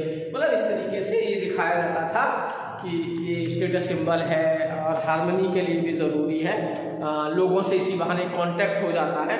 The spread of commercial agriculture was an important external factor that impinged on the lives of those who live in the forest. लेकिन अब क्या था कि cultivated land, agriculture land को ज्यादा बढ़ाना चाहता था स्टेट हमेशा, क्यों, रेवेन्यू जनरेट करने के लिए, जिससे ज्यादा से ज्यादा टैक्स कलेक्शन हो। तो फॉरेस्ट लैंड को एग्रीकल्चर लैंड में कन्वर्ट करने की कोशिश की जाती थी। इसका डायरेक्ट इफेक्ट किसके ऊपर पड़ता था, ट्राइबल पीपल के ऊपर पड़ता था। वो इनकी लाइफ को खराब करता था। ट्राइबल पीपल पर बड़ा इसका बैड इफेक्ट आता था कि उनकी लाइफ बहुत इफेक्ट हो जाती थी इससे, है ना। तो ये भी उनके लिए एक मुश्किल काम था। और forest products like Honey, beeswax, gum, larch were in great demand। दूसरी तरफ फॉरेस्ट प्रोडक्ट्स की बड़ी डिमांड होती थी। हनी चाहिए होता था, लाख चाहिए होता था, गम चाहिए होता था, और भी हजारों ऐसे फॉरेस्ट प्रोडक्ट्स थे जिनकी जरूरत होती थी, जिनकी सप्लाई कौन करता था? ट्राइबल पीपल किया करते थे। तो such as gum, lac became major items of overseas export from India in the 17th century. 17th century में गम, लाख वगैरह का जो है ना एक्सपोर्ट इंडिया से दूसरे कंट्रीज को किया जाता था। तो इसकी बड़ी डिमांड थी, है ना, इसलिए फॉरेस्ट में जाया करते थे लोग, एम्परर्स जाते थे, ऑफिसर्स जाते थे, नोबल्स जाते थे फॉरेस्ट प्रोडक्ट को लेने के लिए। Elephants were also captured and sold, trade involved an exchange of commodities through barter as well. Elephant भी खरीदे बेचे जाते थे, बार्टर सिस्टम का हिस्सा हुआ करते थे एलिफेंट, है ना। तो उसके बदले दूसरी चीजें हम दूसरे देशों से ले लेते थे, एलिफेंट सप्लाई कर देते थे।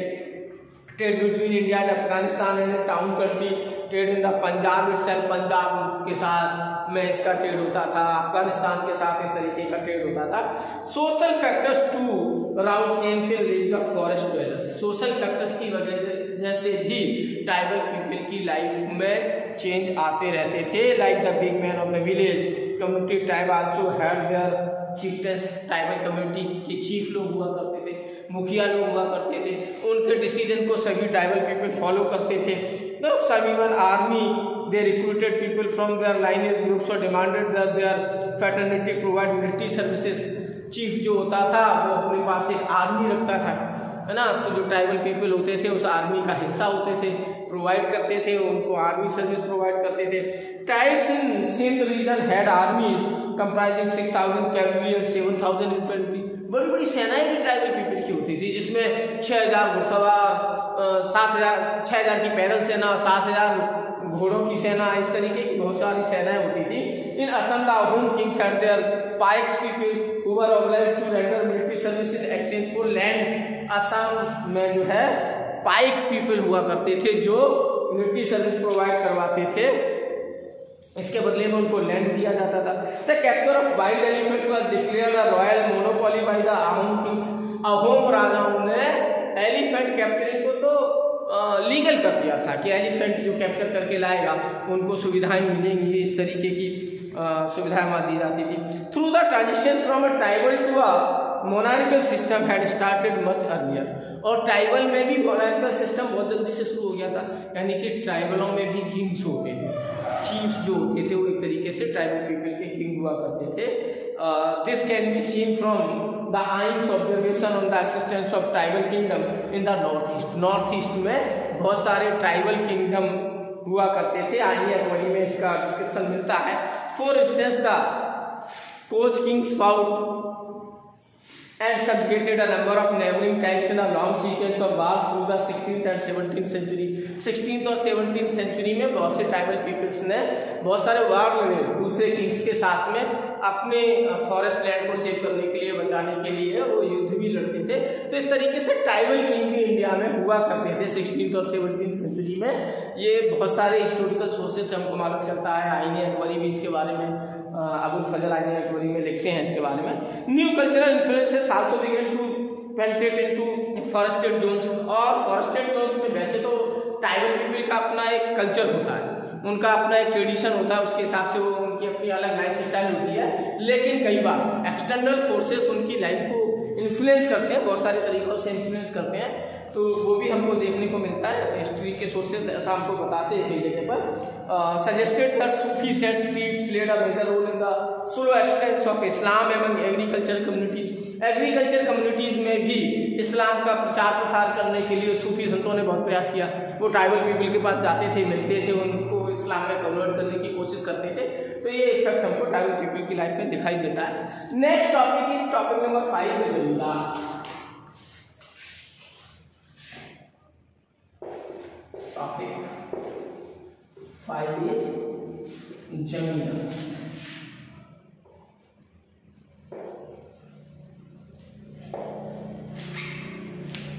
In this topic we are going to study about the lifestyle of Jamindars, the revenue collection system, the land holdings of the Jamindars, and how they get the Jamindari, how can the Jamindari can be changed. This we are going to study in this part. Our story of agrarian relation in Mughal India will not be complete without referring to a class of people in the countryside that lived of agriculture but did not practice directly the process of agriculture production। मतलब मुगल काल के अगर agriculture India के बारे में अगर आप बात कर रहे हैं तो आपकी बात अधूरी रह जाएगी अगर आप जमींदारों के बारे में डिस्कशन नहीं करते हैं। तो ये वो कमिटी थी जिसका जमीन पर अधिकार तो होता था लेकिन ये खुद कभी एग्रीकल्चर प्रैक्टिस नहीं करते थे, ये किसान नहीं होते थे, ये खुद खेती नहीं करते थे, लेकिन लैंड के मालिक होते थे, जमींदार होते थे ये लोग, और ये जो है दूसरे लोगों से रेवेन्यू कलेक्शन करते थे, अपनी जमीन पर उनसे खेती करवाते थे, पीजेंट्स इनके लिए काम करते थे, उसके बदले में उनको कुछ शेयर मिल जाता था। तो जमींदार बहुत इंपॉर्टेंट कम्युनिटी थी मुगल पीरियड में। These were the zamindars who were landed propertiers who have also enjoyed certain social and economic privilege by virtue of their superior status in rural society। जमींदारों का स्टेटस रूरल सोसाइटी में बहुत superior होता था, उनके आदेश follow किए जाते थे, लोग उनका बड़ा रेस्पेक्ट करते थे क्योंकि डायरेक्ट उनका कॉन्टेक्ट जो है वो एम्परर के साथ होता था, यानी कि सीधे सीधे वो एक तरीके से ब्रिज का काम करते थे एम्परर और पीजेंट्स के बीच में, कॉमन पीपल के बीच में, रूरल सोसाइटी के बीच में। Caste was one factor that accounted for the elevated status of zamindars. Caste factor zamindars बनाने में बहुत काम करता था। Most of the zamindars were from the higher caste, ज्यादातर जमींदार जो है वो हायर कास्ट से होते थे। Another factor was that they perform certain services खिदमई फॉर द स्टेट, खिदमई करते थे यानी कि स्टेट को खुश करने के लिए जमींदार ऐसा काम करते थे जैसे एम्परर से खुश रहे और जिससे उनकी जमींदारी सुरक्षित बनी रहे, उनका पावर सुरक्षित बना रहे। Zamindar had extensive personal lands termed milkiyat meaning property. Zamindar के पास जो जमीन स्टेट की होती थी वो तो होती थी, जिस पर वो दूसरों से खेती करवाते थे, खुद की जमींदारी भी होती थी, खुद की जमीनें भी होती थी, मिल्कियत जिसको कहा जाता था, यानी कि उनकी जमींदार ओन प्रॉपर्टी, जमींदार की खुद की प्रॉपर्टी जो होती थी उसको मिल्कियत के नाम से जाना जाता था। Milkiyat lands were cultivated for the private use of zamindar, से जमींदार के प्राइवेट यूज के लिए होता था। इसके बदले वो स्टेट को टैक्स नहीं देता था। स्टेट का जो जमीन होता था उससे वो किसानों से रेवेन्यू कलेक्ट करके स्टेट को देता था, लेकिन उसकी खुद की मिल्कियत जो होती थी वो उसके अपने यूज के लिए होती थी। Zamindar could sell bequeath of mortgage these lands at them, और ये जमींदार की खुद की जो जमीन होती थी उसको जमींदार सेल भी कर सकता था, किसी को दे सकता था, अपने तरीके से उसको यूज कर सकता था। जमींदार also drive their power from the fact that they could often collect revenue on behalf of the state, और जमींदार का पावर इसलिए ज्यादा होता था, उसका रेस्पेक्ट इसलिए ज्यादा होता था सोसाइटी में क्योंकि स्टेट के बिहाफ पर वो रेवेन्यू कलेक्शन करता था, टैक्स कलेक्शन करता था लोगों से, थोड़ी बहुत रिबेट भी लोगों को दे देता था, थोड़ा बहुत छूट दे देता था लोगों को, इसलिए लोग उसका रेस्पेक्ट करते थे, है ना, जरूरत पर थोड़ी बहुत मदद भी कर देता था कंट्री साइड में कॉमन पीपल की, तो इससे उसका एक रेस्पेक्ट बना रहता था सोसाइटी में। कंट्रोल ओवर मिलिट्री रिसोर्सेज बाद अनदर सोर्स ऑफ पावर, और मिलिट्री भी होती थी जमींदारों के पास, मिलिट्री रिसोर्स होने की वजह से उनके पास पावर होता था। Could often collect revenue on behalf of state और service of which they were compensated financially, service provide कराते थे इसलिए फाइनेंशियली कंपनसेशन भी कई बार लोगों के साथ कर देते थे। मिलिट्री पर कंट्रोल होता था। Most zamindar set fortress as well as armed contingent comprising unit of cavalry, artillery and infantry, और जमींदारों के पास आर्टिलरी, इन्फेंट्री, ये सब मतलब पैदल सेना, घोड़ों की सेना और ये सब भी हुआ करता था। Thus if we visualise social relations in the Mughal countryside, a pyramid zamindars clearly constituted its very narrow apex, यानी कि अगर पिरामिड बनाया जाए सोशल स्ट्रक्चर का मुगल काल का तो जमींदारों का नैरो स्पेस उसमें हुआ करता था।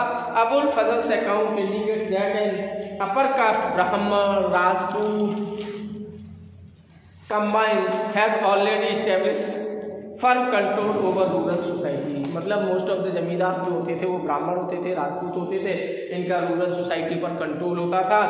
It also reflects a fairly large representation from the so called intermediate caste, और जो इंटरमीडिएट कास्ट होती थी उन पर इनका बहुत प्रभाव हुआ करता था। As we saw earlier as well as liberal sprinkling of Muslim zamindar, कुछ जमींदार मुस्लिम भी हुआ करते थे, इनके बारे में पहले भी हमने पढ़ा है। Contemporary documents given an impression that conquest may have been the source of the origin of some जमींदार, और कुछ जमींदार का सोर्स ऑफ ऑरिजिन जो है कॉन्क्वेस्ट से होता था, दूसरों को हरा करके उन्होंने कब्जा कर लिया तो उनको जमींदारी मिल गई, इस तरीके से भी वो करते थे।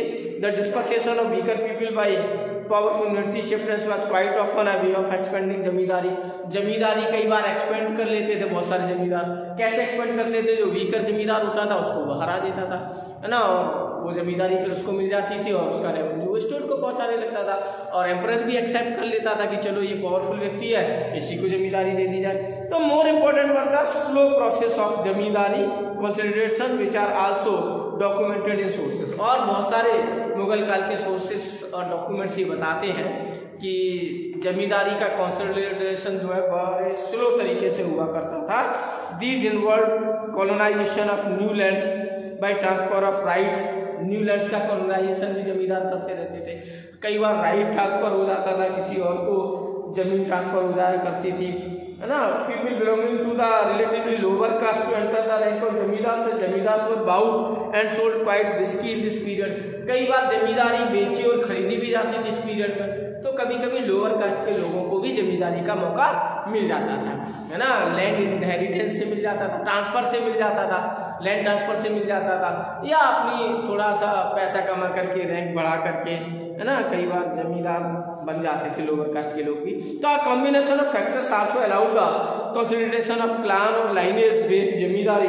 For example the Rajput and Jats adopted these strategies to consolidate their control over vast swathes of territory in northern India. North India में जाट और राजपूत ज्यादातर जमींदारी करते थे, और अपनी जमींदारी को मजबूत करने के लिए वो बहुत सारे हथकंडे अपनाते रहते थे। समय समय पर वो कुछ ऐसा करते रहते थे, ऐसी ट्रिक्स यूज करते रहते थे जिससे उनकी जमींदारी कंसोलिडेट होती रहे और डायनेस्टिक सक्सेशन होता रहे उसका, यानी कि जमींदार का बेटा जमींदार, फिर उसका बेटा जमींदार, इस तरीके का प्रयास वो हमेशा करते रहते थे। जमींदार से appeared the colonization of agricultural land and help the setting cultivators by providing them with the means of cultivation। और जमींदार बहुत सारे लोगों को जमीन प्रोवाइड करा करके मीन्स ऑफ कल्टीवेशन प्रोवाइड कराते थे, जिससे बहुत सारे फेथफुल लोग उनके तैयार हो जाते थे। वो जरूरत पड़ने पर जमींदारों की मदद करते रहते थे, उनके फेवर में काम करते रहते थे।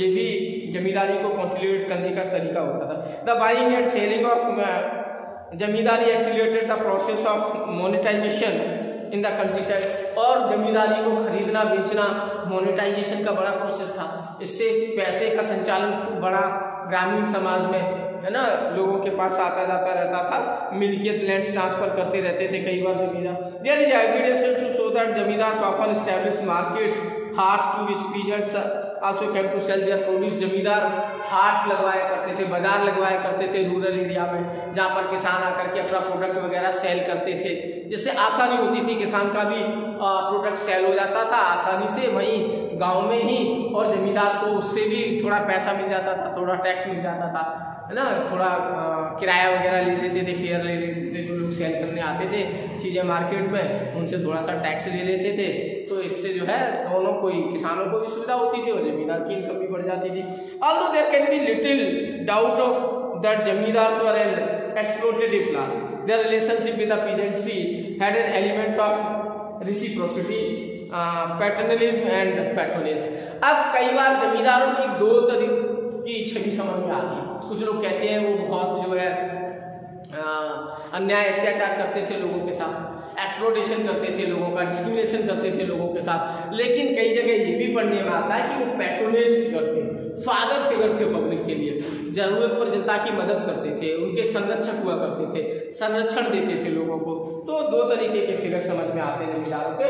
और एज एक्सप्लोइटर्स और operator of the peasantry usually it was the revenue official of the state who was the object of there.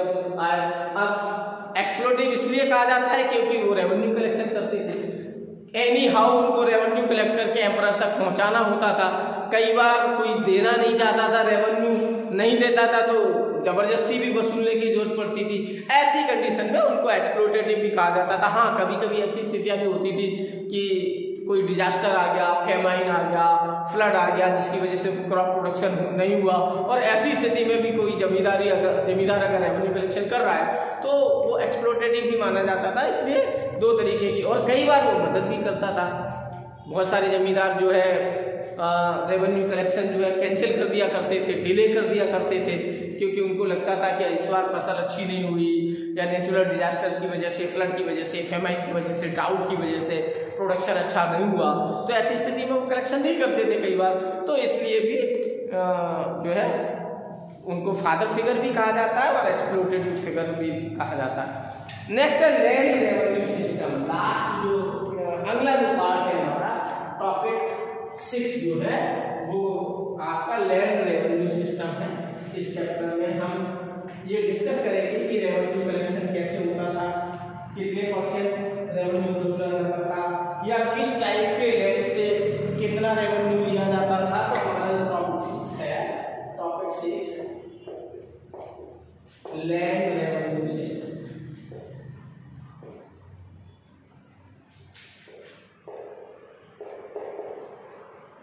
ये लैंड रेवेन्यू सिस्टम का है, इसमें आपको बताया जाएगा कि रेवेन्यू कलेक्शन कौन करता था, कैसे करता था, क्या सिस्टम होता था रेवेन्यू कलेक्शन का।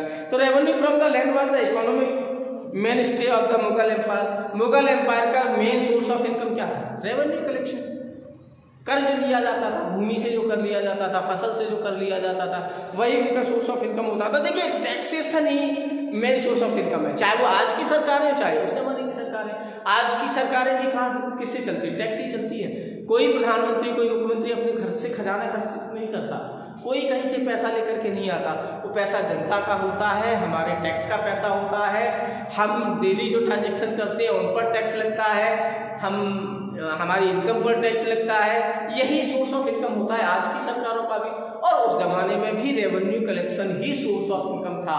ये यूनिवर्सल ट्रूथ है, हमेशा टैक्स के पैसों से ही सरकारें चलती हैं, तब भी चलती थी और आज भी चलती है। तो रेवेन्यू सिस्टम बहुत इंपॉर्टेंट था इनकम के लिए, चाहे मुगल काल में या किसी भी काल में, हमेशा रेवेन्यू सिस्टम जो है ना वो ही मेन होता है। तो it was therefore vital for the state to create an administrative apparatus to ensure control over agriculture production। इसलिए स्टेट एग्रीकल्चर प्रोडक्शन पर कंट्रोल रखता था, जिससे उनको मालूम हो कि कितना प्रोडक्शन हुआ और कितना रेवेन्यू कलेक्शन होना चाहिए, ये स्टेट तय करता था। And to fix the collect revenue from across the length and breadth of the rapidly expanding empire. भाई जितना बड़ा एम्पायर हो जाता था उतना ही ज्यादा रेवेन्यू कलेक्शन बढ़ता था। जमीन कितनी है, कितना प्रोडक्शन हो रहा है, कितना रेवेन्यू कलेक्शन होगा, ये सब स्टेट तय किया करता था। This apparatus included the office of the diwan who was the responsible for the supervising the fiscal system of the empire। और एम्पायर का इकोनॉमिक सिस्टम दीवान के हाथ में होता था। दीवान जो है रेवेन्यू कलेक्शन करता था जमींदारों के माध्यम से। तो दीवान की ये जिम्मेदारी होती थी कि इकोनॉमिक सिस्टम को मेंटेन करे, है ना, राज्य को टैक्स कलेक्शन करवाए, उस तक पैसा पहुंचवाए। तो दीवानी इसीलिए होती थी। The Mughal state tried to first acquire specific information about the extent of the agricultural lands in the empire and what these lands produced before fixing the burden of taxes on people। Tax fix करने से पहले मुगल शासक जो है ये देखते थे कि जमीन कितनी है, जमीन किस कैटेगरी की है, एविडेंस प्रोडक्टिव है, लेस प्रोडक्टिव है या अनप्रोडक्टिव है। पहले कैटेगरी तय कर लेते थे, कौन सा ज्यादा फर्टाइल है, किसमें ज्यादा प्रोडक्शन होगा, कहां से कितना टैक्स होगा, ये पहले तय किया जाता था। Revenue arrangements consisted of 2 states. 2 states में रेवेन्यू कलेक्शन होता था। फर्स्ट चलता था assessment and the actual collection. पहले तो असेसमेंट किया जाता था कि कितनी जमीन है, इससे एक्चुअल कलेक्शन कितना होगा रेवेन्यू को, वो होता था। दूसरा होता था जमा, अमाउंट असेस्ड अपोज टू हासिल द अमाउंट कलेक्टेड। और जितना असेसमेंट किया गया उसमें से कलेक्शन कितना, 100% कलेक्शन कभी नहीं हो सकता, कुछ ना कुछ रह ही जाता है। तो जो बचता था उसको हासिल कहा जाता था। In his list of the duties of the Amir Guzar or revenue collector, Akbar described that while he should strive to make cultivators pay in cash, the option of payment in kind was also to be kept open। और cash में वैसे collection होता था, लेकिन दूसरे option भी रखे जाते थे, ग्रेन भी दे सकता था कल्टीवेटर, कई बार, है ना, इस तरीके से होता था। The attempt of the state was to maximise its claims. कुल मिलाकर के राज्य का प्रयास ये होता था कि मैक्सिमाइज किया जाए क्लेम को, यानी कि ज्यादा से ज्यादा रेवेन्यू कलेक्शन कैसे हो सकता है, इस तरीके के प्रयास हमेशा किए जाते थे। The scope of actually realising these claims was however sometimes थॉटेड बाय लोकल कंडीशंस, और कई बार लोकल कंडीशंस पर भी डिपेंड करता था। भाई हिंदुस्तान बहुत बड़ा है, मुगल साम्राज्य भी बहुत बड़ा है हुआ करता था कि हो सकता है किसी एक हिस्से में सूखा पड़ रहा हो, किसी एक हिस्से में बाढ़ आ रही हो, कहीं बहुत अच्छा प्रोडक्शन हुआ हो, कहीं बिल्कुल भी नहीं हुआ हो। तो इस तरीके से भी रेवेन्यू कलेक्शन को थोड़ा सा कम ज्यादा कर दिया जाता था, या करना ही पड़ेगा। किसी के पास पैसा है ही नहीं तो आप वसूल कैसे करेंगे? तो ऐसी स्थिति में आपको उसको थोड़ा सा छूट देनी पड़ेगी, है ना, रिबेट देनी पड़ेगी ऐसी स्थिति में। तो बहुत cultivated and uncultivated land were measured in each province. हर राज्य में कल्टीवेटेड और अनकल्टीवेटेड दोनों तरीके की लैंड का मेजरमेंट किया जाता था। भाई कौन सी लैंड प्रोडक्टिव है और कौन सी प्रोडक्टिव नहीं है, ये मेजरमेंट किया जाएगा। भाई कोई जो खेत ऐसा है जिसमें फसल हो ही नहीं सकती, अब उसके मालिक से आप कहो कि फसल का हिस्सा हमें दो, तो कैसे देगा? अनप्रोडक्टिव लैंड से जिससे कोई इनकम ही नहीं आ रही, वो आपको टैक्स कैसे देगा? नहीं दे सकता ना। इसीलिए मेजरमेंट किया जाता था प्रोडक्टिव लैंड का भी और अनप्रोडक्टिव लैंड का भी, बोथ कल्टीवेटेड और अनकल्टीवेटेड। आइन compile the aggregates of the such lands during Akbar's rule. Akbar के रूप में शासन काल में आईने अकबरी में इस तरीके का कलेक्शन दिखाया गया। In 1665 Aurangzeb expressly instructed his revenue official to prepare annual records of the number of cultivators in the each village. 1665 में औरंगजेब ने आदेश दिया कि हर गांव में कितने किसान हैं, कितने कल्टीवेटर हैं, उनके सेंसस करो, उनकी काउंटिंग करो, उनकी जनगणना करो। हमको मालूम होना चाहिए कि कितने लोग टैक्स देने वाले हैं और कितना कितना देने वाले हैं। इसका पर्पज यही था कि इससे मालूम चलेगा कि कितना मेजर्ड लैंड है, कितना अनमेजर्ड है, कितना कलेक्शन हुआ और कितना कलेक्शन रह गया। तो ये था रेवेन्यू कलेक्शन सिस्टम। नेक्स्ट हमारा जो टॉपिक है, topic number 7, the flow of silver. Topic 7 है, topic 7 the flow of silver.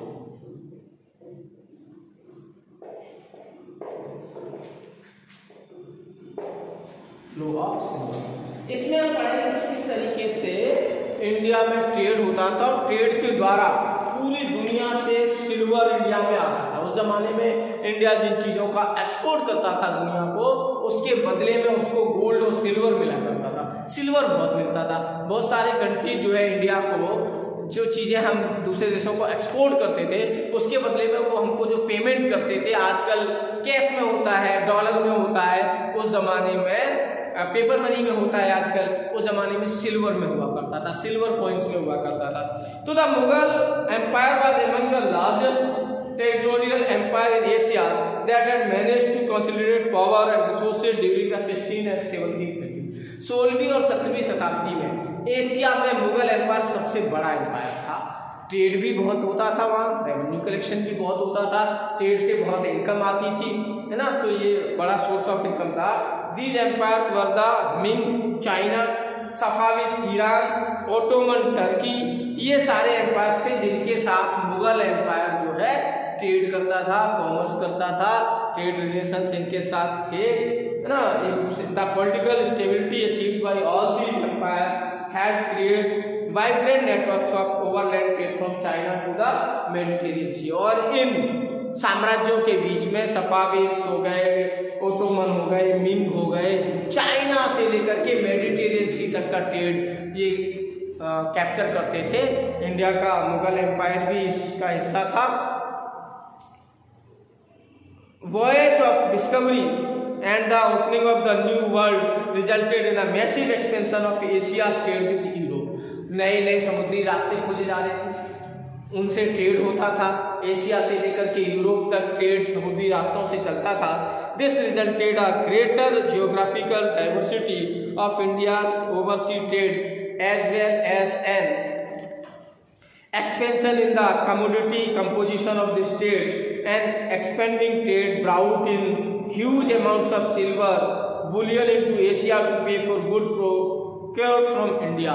और इस इतना बड़ा जो ट्रेड होता था चाइना से लेकर के मेडिटेरियन सी तक, एशिया से लेकर के यूरोप तक, वो सारे कंट्री जो है इंडिया को जो पेमेंट करते थे वो सिल्वर में करते थे। बहुत ज्यादा सिल्वर इसके बदले इंडिया को मिला करता था। And a large part of that Boolean gravitated towards India. और पूरी दुनिया को में जहां भी होता था, मान लो अरब कंट्री यूरोप के साथ ट्रेड करते थे, यूरोप से उनको सिल्वर मिलता था या अफ्रीका से उनको सिल्वर मिलता था, फिर वो इंडिया के साथ ट्रेड करते थे, इंडिया से वो सामान खरीदते थे, उसके बदले में वो सिल्वर इंडिया को दे देते थे। तो कुल मिलाकर पूरी दुनिया से घूम करके, यूरोप से होकर के, एशिया के सारे कंट्री से होकर के सिल्वर जो है इंडिया में आ जाता था, क्योंकि इंडिया बहुत ज्यादा ट्रेड करता था दूसरे कंट्रीज के साथ। This was good for India as it did not have natural resources of silver, और ये इंडिया के लिए बहुत अच्छा था क्योंकि इंडिया में नेचुरली सिल्वर होता नहीं, हमारे यहाँ सिल्वर बहुत कम पाया जाता है। As a result the period between the 16th and 18th century was also marked by a remarkable stability in the availability of metal currency। इसीलिए पूरी दुनिया से सिल्वर जब इंडिया में आता था तो जमाने में हमारे यहाँ मेटल करेंसी खूब हुआ करता था। इंडिया जो है में काफी मेटल करेंसी होता था, रिसोर्स ना होने के बावजूद भी। हमारे यहाँ माइनिंग नहीं होती थी इनकी, फिर भी हमारे पास से खूब होता था।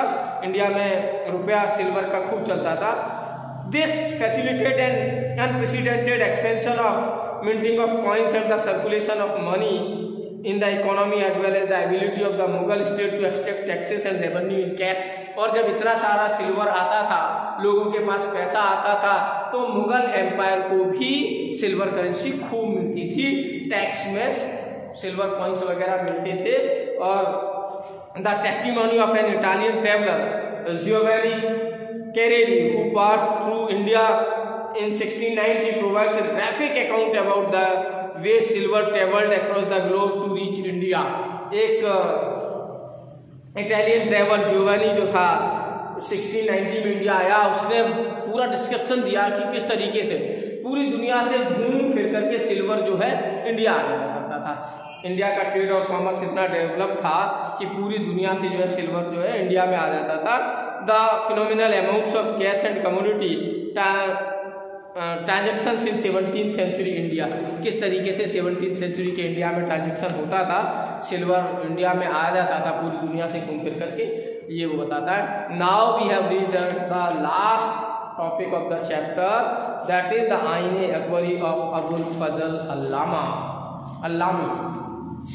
तो हम अब लास्ट टॉपिक पर आ गए हैं और वो टॉपिक है टॉपिक 8,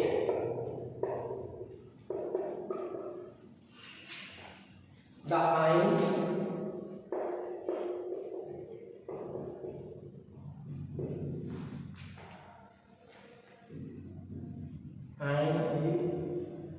अकबरी।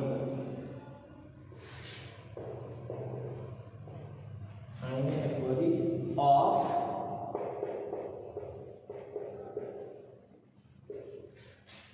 अबुल फजल।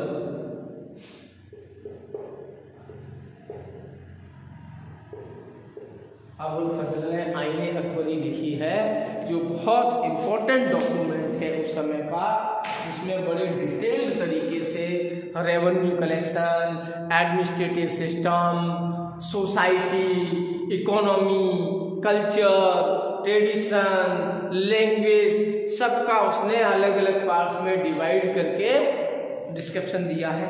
उसने बहुत सारे चैप्टर्स लिखे हैं, उसमें हर चैप्टर में उसने अलग टॉपिक लिया है, अलग विषय पर बात की है, और हर थीम को इंडियन सोसाइटी के मुगल पीरियड में जो भी था उसको कंट्रोल करने की उसने कोशिश की है। तो आइए Akbari was the culmination of a large historical administrative project of classification undertaken by Abul Fazl the order of Emperor Akbar। Akbar के आदेश से अबुल फजल ने जो आईने अकबरी लिखी है, ये पराकाष्ठा है उस जमाने के हिस्टोरिकल सोर्सेज की, मतलब बहुत अच्छे तरीके से उसने डिस्क्राइब किया है इसमें। It was completed in 1598, the 42nd regional year from Emperor। Akbar के शासन के 42 वर्ष कंप्लीट हो गए थे 1598 में, जिस साल आईने अकबरी भी लिख करके कंप्लीट की थी अबुल फजल ने। आइन was part of a larger project of history writing commission by Akbar. Akbar ने खुद लिखवाई थी। भाई राजा अपने राज्य में लेखक रखते थे, कवि रखते थे, उनको पैट्रोनेज करते थे, उनको संरक्षण देते थे, उनको सारी सुविधाएं प्रोवाइड कराते थे, इसलिए ताकि अच्छी अच्छी चीजें वो उनके बारे में कहें, अच्छी अच्छी तारीफ लिखे। राजा कितना भी मूर्ख है, बेवकूफ है, फिर भी पप्पू है वो, फिर भी जो है कभी उसके बारे में जो राजकीय होते थे अच्छे ही लिखते थे। क्यों? क्योंकि उनका पर्पज यही होता था कि भविष्य में जब इतिहास लिखा जाए तो उस राजा को महान राजाओं में गिना जाए, भले ही महानता का कोई गुण नहीं हो उसमें। तो आईने जो अकबरनामा है comprise 3 books. The first 2 provide a historical narrative. Akbarnama भी आईने अकबरी का हिस्सा है, उसके 3 पार्ट्स जो स्टार्टिंग के हैं वो अकबरनामा के। फर्स्ट 2 में जो है provide a historical narrative. We will look at these parts more closely in chapter 9। The Ain i Akbari the third book, आईने अकबरी तीसरी बुक है, was organised as a compendium of imperial regulation and the gazetteer of the empire. मतलब राज्य कैसे चलता था, कैसे gazette जारी होता था, कैसे राज्य के आदेश पारित होते थे, ये थर्ड पार्ट में आईने अकबरी में इसका डिस्क्राइब किया गया है। The Ain give detailed accounts of the organisation of the court, administration and army. Court कैसे काम करते थे, आर्मी कैसे काम करती थी, एडमिनिस्ट्रेशन कैसे चलता था मुगल काल में, अकबर के समय में। आईने अकबरी इस सबको बड़े डिटेल में बताती है। The sources of revenue and the physical layout of the provinces of Akbar's empire and the literary, कैसे अकबर के जमाने में जो है लिटरेचर लिखा जाता था, कल्चरल और रिलीजियस ट्रेडिशंस कैसी थी लोगों की, along with the description of the various departments of Akbar's. Akbar के समय में अलग अलग डिपार्टमेंट कौन कौन से होते थे, है ना, government and elaborate description of the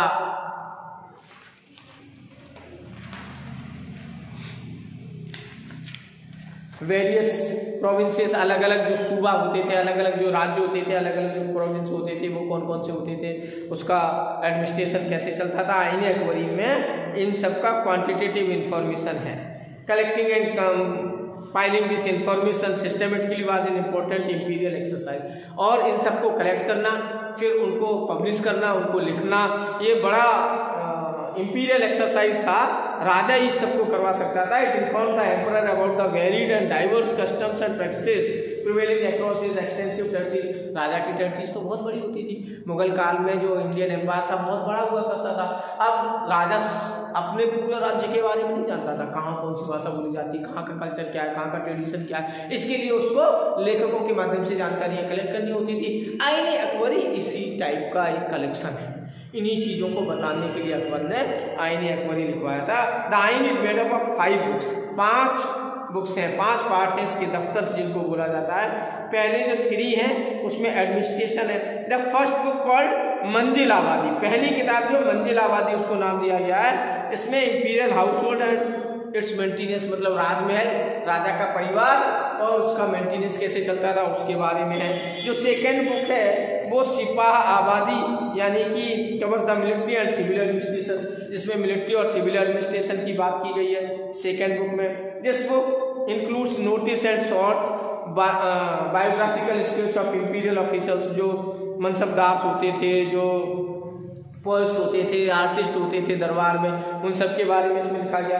third book Mulk Abadi is the one of this deals with the physical side of empire and provide this quantitative information of revenue. और जो तीसरे है वो उसका नाम है मुल्क आबादी।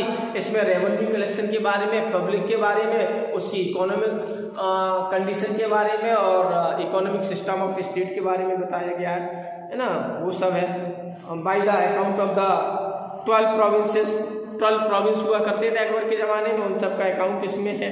इस सेक्शन में ज्योग्राफी, टॉपोग्राफी, इकोनॉमिक प्रोफाइल सभी सूबों को दिया गया है, सरकार, परगना, महल, ये सब इसमें है। After setting out details the suba level, the Ain gives to give a detailed picture of sarkar below the suba. Suba के नीचे का जो हिस्सा होता था, यानी कि राज्य के नीचे का हिस्सा, आजकल जिसको आप संभाग कहते हो, उसको सरकार कहा जाता था।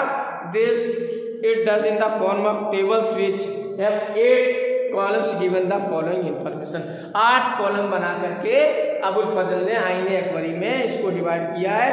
पहला परगना होता था, दूसरा किला होता था, तीसरा अराजी होता था, जमीने पैमादा, चौथा नकदी होता था, रेवेन्यू असिस्ट इन कैश, और पांचवा जो होता था वो सुरगल होता था, ग्रांट ऑफ रेवेन्यू, चैरिटी, छठवा जमींदार का होता था। Column 7 and 8 contain detail caste of the zamindar, और 7वें 8वें कॉलम में जमींदारों की कास्ट का डिस्क्रिप्शन दिया जाता था। इस तरीके से पूरा हुआ करता। ट्रूप्स इंक्लूडिंग देयर हॉर्समैन, सवार, foot soldiers, and elephant census की भी जानकारी होती थी। द मुल्क आबादी gives a fascinating detailed and highly complex view of agrarian society in northern India. मुल्क आबादी जो पार्ट था आईने गोरी का, उसमें हिंदुस्तान के लोग, किसान, गांव का समाज, एग्रेरियन सोसाइटी मतलब कृषक समाज, इन सब की जानकारी मिलती है। The fourth and the fifth books daftar deal with the religious, literary and cultural tradition. और चौथी और पांचवी जो दफ्तर है यानी कि आईने गोरी का चौथा और जो पांचवा हिस्सा है वो रिलीजियस मैटर्स पर बात करता है, धर्म और धार्मिक मुद्दों पर बात करता है, लोग किस धर्म को फॉलो करते थे, उनका ट्रेडिशन कैसा था, कल्चर कैसा था, ईश्वर को मानने की उनकी सोच क्या थी, उसके बारे में बात करता है।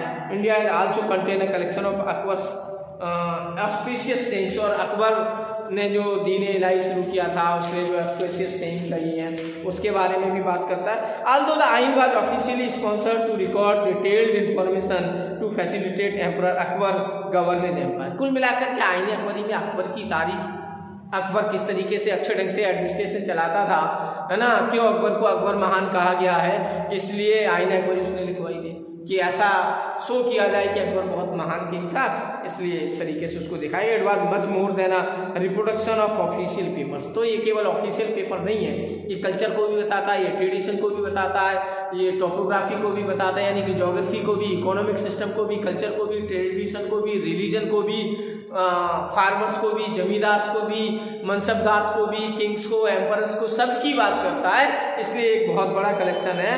That the manuscripts was revised 5 times by the author would suggest a high degree of caution on the part of Abul Fazls and the search of authenticity. और 5 बार इसको रिवाइज किया गया, मतलब ठीक ढंग से लिखा गया ताकि ऑथेंटिक बन जाए बुक, कोई निगलेक्ट नहीं कर पाए, कोई ये नहीं कह पाए कि ये तो ऐसे ही लिखी गई, फर्जी डाटा है इसमें, गलत डाटा है इसमें, सही जानकारियां नहीं है, इसलिए बार बार उसको रिवाइज करने की कोशिश की गई, उसमें फैक्ट्स देने की कोशिश की गई, क्रॉनिकल करने की कोशिश की गई। The quantitative sections all numeric data were reproduced in words so to minimise the chances of subsequent transcriptional errors. जो भी डाटा लिखा गया वो लेटर्स में, वर्ड्स में, सब में लिखा गया ताकि कोई एरर ना आए। कुल मिलाकर के हिस्टोरियंस जो है ना केयरफुली इसकी स्टडी करते हैं, कुछ थोड़ी बहुत प्रॉब्लम भी निकलती है, कुछ न्यूमरस एरर्स भी मिलते हैं, लेकिन कुल मिलाकर के ये एक अच्छा कलेक्शन है, एक अच्छा राइटिंग है जो हमको उस जमाने की जानकारी देता है। अनदर लिमिटेशन ऑफ आइन is the somewhat skewed nature of the quantitative data. थोड़ा बहुत क्वांटिटेटिव डाटा ठीक नहीं मिलता है, कई जगह का मिलता नहीं है। Collective informally from the provinces for instance while for many subas detailed information was compiled about the caste composition of the जमींदार। मतलब जमींदार का कास्ट कंपोजिशन वगैरह की कई जगह की जानकारी मिलती है, कुछ सूबास की नहीं मिलती है ना, तो कुछ थोड़ा बहुत such information is not available for Bengal, Orissa. Bengal और उड़ीसा की ऐसी जानकारी नहीं मिलती कास्ट सिस्टम की, जमींदारों की, है ना। Further while the physical data from the subas is remarkable for its richness. जो फिजिकल डाटा दिखाया गया इकोनॉमिक सिस्टम का, वो ये दिखाता है कि इंडिया बहुत रिच था उस जमाने में, लेकिन कुछ इलाके बहुत पॉवर्टी फेस कर रहे थे, है ना। तो सच्चाई से दूर भी है, कुछ डाटा सच्चाई के बहुत करीब है, कुछ डाटा सच्चाई से दूर है। The detail list of prices and ways that आइन does provide is mainly derived from data pertaining the areas in around the imperial capital of Agra। और कीमतें, चीज़ों की, फसल की कीमतें वगैरह का जो डाटा दिया गया वो आगरा और दिल्ली की कैपिटल हुआ करती थी, उसी के और पास का दे दिया गया है, पूरे हिंदुस्तान का नहीं दिया गया, उसमें बहुत सारे एरर्स हैं, है ना। तो as therefore limited relevance for the rest of the country, इसलिए पूरे देश के हिसाब से उसको सही नहीं माना जाता। तो कुल मिलाकर दीज लिमिटेशंस नॉटविथस्टैंडिंग द आइन remains the extra ordinary documents of its time. कुल मिलाकर के आईने अकबरी अपने समय का एक्स्ट्रा ऑर्डनरी डॉक्यूमेंट है। मुगल काल की, खास करके अकबर के पीरियड के इतिहास को बहुत अच्छे से ये डिस्क्राइब करता है। Mughal empire and by giving us quantitative information about its products and people, लोगों के बारे में, प्रोडक्ट्स के बारे में ठीक से जानकारी देता है। अबुल फजल ने बहुत अच्छा काम किया है ना। Tradition of medieval chronicles wrote mostly about remarkable political events, ज़्यादातर पॉलिटिकल इवेंट्स के बारे में लिखते हैं, लेकिन अबुल फजल ने जो डाटा दिया है वो एक तरीके से क्वांटिटेटिव और एक ऐसा डाटा जिसको कह सकते हैं कि बहुत अच्छे तरीके से उसने मेजरमेंट किया है। उसने सोसाइटी की बात की है, इकोनॉमी की बात की है, पॉलिटी की बात की है, कल्चर की बात की है, ट्रेडिशन की बात की है, यानी कि उसने लाइफ सर्किल का सोसाइटी के कोई भी ऐसा एरिया छोड़ा नहीं जिसको देख करके ये कहा जाए कि उसने कुछ एक पर्टिकुलर एरियाज में ही काम किया है, उसने सारे एरियाज में काम किया और बहुत अच्छे से काम किया। Information about the country, its people and its products was mentioned only incidentally as an embellishment to the essentially political thrust of the narrative. The Ain completely departed from this tradition as it recorded information about the empire and the people of India. लोगों के बारे में, राज्य के बारे में सब जानकारी इसमें कलेक्ट की गई है और दी गई है। The value of the Ain's quantitative evidence is uncontested where the study of agrarian relations is concern. जहाँ तक कृषक समाज की अगर बात करते हैं तो आईने अकबरी से ज़्यादा अच्छी जानकारी किसी और हिस्टोरिकल सोर्स से हमको नहीं मिलती है, किसी और बुक से नहीं मिलती है, किसी और क्रॉनिकल से नहीं मिलती है ना। पीपल के प्रोफेशंस के बारे में, उनके ट्रेड के बारे में, इंपीरियल एस्टेब्लिशमेंट के बारे में भी आईने अकबरी जो जानकारी देता है बहुत अच्छे से देता है। मिला करके now this chapter is completed. Thanks and have a nice day. New chapter, the one short series. Today we are going to start history chapter 8.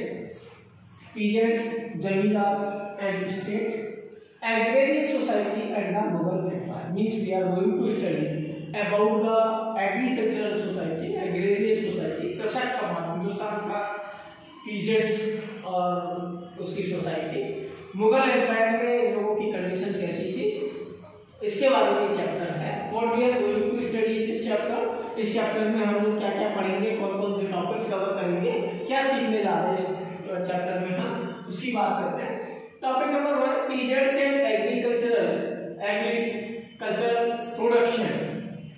Peasants की कंडीशन कैसी थी उस समय, मुगल एम्पायर के समय पर इंडिया में एग्रीकल्चरल प्रोडक्शन कैसे होता था, कितना होता था, ये इसमें हमको पढ़ना है। इसके सब टॉपिक्स हैं। Looking for sources means from how do we know that what was the condition of farmers at that time, उस समय किसानों की स्थिति कैसी थी, पीजेंट्स की स्थिति कैसी थी, किन सोर्सेस से हमको इसकी जानकारी मिलती है, ये पढ़ेंगे इसमें। 1.2 पीजेंट्स एंड देयर लैंड्स। किसान कौन था, उनके पास जमीन कितनी होती थी, जमीन का मालिक कौन होता था, लैंड की कंडीशन क्या होती थी, ये सब इस टॉपिक में हम पढ़ेंगे। 1.3 irrigation and technology. Irrigation system के साथ सिंचाई कैसे करते थे, किसान किस माध्यमों से करते थे, कैनाल से करते थे, रिवर से करते थे या वेल से करते थे, उसकी टेक्नोलॉजी क्या होती थी, कैसे वाटर सोर्स से और उनके फील्ड तक वाटर पहुंचता था इरिगेशन के लिए, उसके बारे में हम स्टडी करेंगे। 1.4 है एविडेंस ऑफ क्रॉप्स। कितना उत्पादन होता था, कितना ज्यादा प्रोडक्शन होता था, कितना ज्यादा प्रोडक्शन कर पाते थे किसान, उसके बारे में पढ़ेंगे। फिर सेकंड टॉपिक है द विलेज कम्युनिटी। गांव का समाज कैसा था, विलेज कम्युनिटी कैसी थी, इसके बारे में हम स्टडी करेंगे। इसमें जो सब टॉपिक्स हैं, caste and the rural, caste system कैसा था, गांव के लोगों अगर अलग अलग कैटेगरीज में डिवाइडेड थे तो कौन कौन सी कैटेगरीज में डिवाइड थे, सोशल हायरार्की क्या थी, कौन सा कास्ट टॉप पर आता था, कौन सा कास्ट लोअर में आता था, इस तरीके से कास्ट सिस्टम कैसा था उसके बारे में पढ़ेंगे। Panchayat and handmade. पंचायत होती थी उस जमाने में भी विलेज में, कैसे विलेज में डेमोक्रेसी चलती थी, और हेडमैन कौन होता था उस पंचायत का, उसका इलेक्शन कैसे होता था, किसको हेडमैन इलेक्ट किया जाता था, उस हेडमैन के अंदर क्या क्या क्वालिटीज होनी चाहिए थी, ये हम डिस्कस करेंगे। नेक्स्ट टॉपिक होगा 2.3 विलेज आर्टिसंस। गांव में प्रोडक्शन होता था क्या, अगर होता था तो किन किन चीजों का होता था, कैसे होता था, कौन वो आर्टिस्ट होते थे, कौन वो आर्टिशियन होते थे जो विलेज में प्रोडक्शन करते थे गांव वासियों को, और वो प्रोडक्शन कहाँ सेल होता था, विलेज में ही सेल हो जाता था या उसको एक्सपोर्ट किया जाता था, कहीं बाहर भेजा जाता था, सिटीज में भेजा जाता था ना, कैसे होता था, फैमिली लेवल के द्वारा प्रोडक्शन होता था या बाहर के लोग आकर के काम करते थे, क्या उसका सिस्टम था, ये भी इसमें बात करेंगे। चौथा है अ लिटिल रिपब्लिक। छोटा मोटा रिपब्लिक होता था, मतलब डेमोक्रेटिक सिस्टम चलता था, कैसे गांव की व्यवस्था चलती थी, जस्टिस सिस्टम कैसा था, एडमिनिस्ट्रेशन का सिस्टम कैसा था, रिपब्लिक जैसा था, एक छोटा सा रिपब्लिक हुआ करता था गांव के अंदर ही, इसके बारे में पढ़ेंगे। थर्ड टॉपिक है वुमेन इन एग्रेरियन सोसाइटी। जैसा कि टॉपिक से समझ में आ रहा है, condition of women, what was the condition of women in agrarian society. Peasants के घर में जो महिलाएं होती थी उनकी कंडीशन कैसी होती थी, उनकी आर्थिक स्थिति कैसी होती थी, उनकी सामाजिक स्थिति कैसी होती थी, कितनी उनको कितनी उनके ऊपर बंदिशें होती थी, इस सब के बारे में हम बात करेंगे। चौथा हमारा टॉपिक है वो फॉरेस्ट एंड ट्राइब्स, यानी कि ट्राइबल पीपल के बारे में बात करेंगे। फॉरेस्ट का एरिया कितना होता था, है ना, ट्राइबल पीपल कैसे जीवन यापन करते थे, फॉरेस्ट से किस तरीके से उनको प्रोडक्शन होता था, वो हंटर गैदरर थे या वो भी कुछ प्रोडक्शन करते थे, क्या वो स्लैश एंड बर्न फार्मिंग करते थे या कुछ और करते थे, किस तरीके से हंटिंग करते थे, क्या क्या करते थे, कैसे वो अपना जीवन यापन करते थे। टॉपिक नंबर 4 में ये सब हम कवर करेंगे। टॉपिक नंबर 5 होगा जमींदार। जमींदार कौन होते थे, कौन अपॉइंट करता था जमींदार को, उनका कैसे सिलेक्शन होता था, इलेक्शन होता था ना, और किस तरीके का उनका एडमिनिस्ट्रेशन कैसे चलता था, उनके अंडर में कौन कौन लोग होते थे, क्या व्यवस्थाएं वो करते थे एग्रीकल्चर सोसाइटी के लिए, उसके बारे में पढ़ेंगे। टॉपिक नंबर 6 है land revenue system. Revenue collection कैसे होता था, टैक्स कलेक्शन, जमीन पर जो कर लगता था, भूमि पर जो कर लगता था वो किस टाइप का होता था, कितने % लिया जाता था, किससे लिया जाता था, कौन उसका कलेक्शन करता था, पूरा उसका सिस्टम क्या था, ये भी इसमें हम पढ़ेंगे। द फ्लो ऑफ सिल्वर, ये जो टॉपिक है ये बड़ा स्पेशल टॉपिक है। इसमें हम ये पढ़ेंगे कि कैसे इंडिया उस जमाने में पूरी दुनिया के साथ बिजनेस और व्यापार करता था और पूरी दुनिया से घूम करके सिल्वर इंडिया में आता था। यानी कि उस जमाने में इंडिया बहुत ज्यादा चीजें एक्सपोर्ट करता था, वो अरब कंट्रीज को करता था, यूरोपियन कंट्रीज को करता था, और पूरी दुनिया में जितना भी, और उसके बदले में उसको सिल्वर मिलता था। जो पेमेंट होता था उस इंडिया को, जो गुड्स हम एक्सपोर्ट करते थे उसके बदले में जो हमको मिलता था पेमेंट्स, वो सिल्वर में मिलता था। यानी कि पूरी दुनिया से घूम फिर करके सिल्वर जो है इंडिया में आता था। इंडिया इसीलिए बहुत पैसे वाला था, गोल्डन वर्ल्ड इसीलिए कहा जाता है क्योंकि उस जमाने में गोल्ड और सिल्वर में हमको हमारे ट्रेड का पेमेंट मिलता था। तो फ्लो ऑफ सिल्वर के बारे का टॉपिक उसी के बारे में। और लास्ट जो टॉपिक है आईने एक्वारी ऑफ अबुल फजल। अबुल फजल एक बहुत अच्छा लेखक था अपने समय का, और अकबर के समय में बहुत ज्यादा उसने जो है भारत का एक तरीके से पूरा स्टडी किया, और फिर उसने एक एक चीज आईने एक्वारी में लिखी है, उस बारे में अलग अलग पार्ट्स में उसने डिवाइड किया है। उसने एडमिनिस्ट्रेशन सिस्टम को भी बताया है, उसने पीजेंट सिस्टम को भी डिस्क्राइब किया है, उसने रेवेन्यू सिस्टम को भी डिस्क्राइब किया है, उसने कास्ट सिस्टम को भी डिस्क्राइब किया है, उसने सोसाइटी को भी डिस्क्राइब किया है। उसने सारी चीजों को बड़े अच्छे तरीके से आईने एक्वारी में लिखा है, तो उसको भी हम स्टडी करेंगे क्योंकि एक बहुत अच्छा सोर्स है हमारा हिस्ट्री का, इससे हमको बहुत ज्यादा जानकारी मिलती है। तो ये भी हमको इसके माध्यम से मालूम चलेगा कि उस जमाने का समाज वास्तव में कैसा था और लोगों की आर्थिक स्थिति कैसी थी। ये सब आईने एक्वारी में उसने डिस्क्राइब किया है, तो यही सब इसमें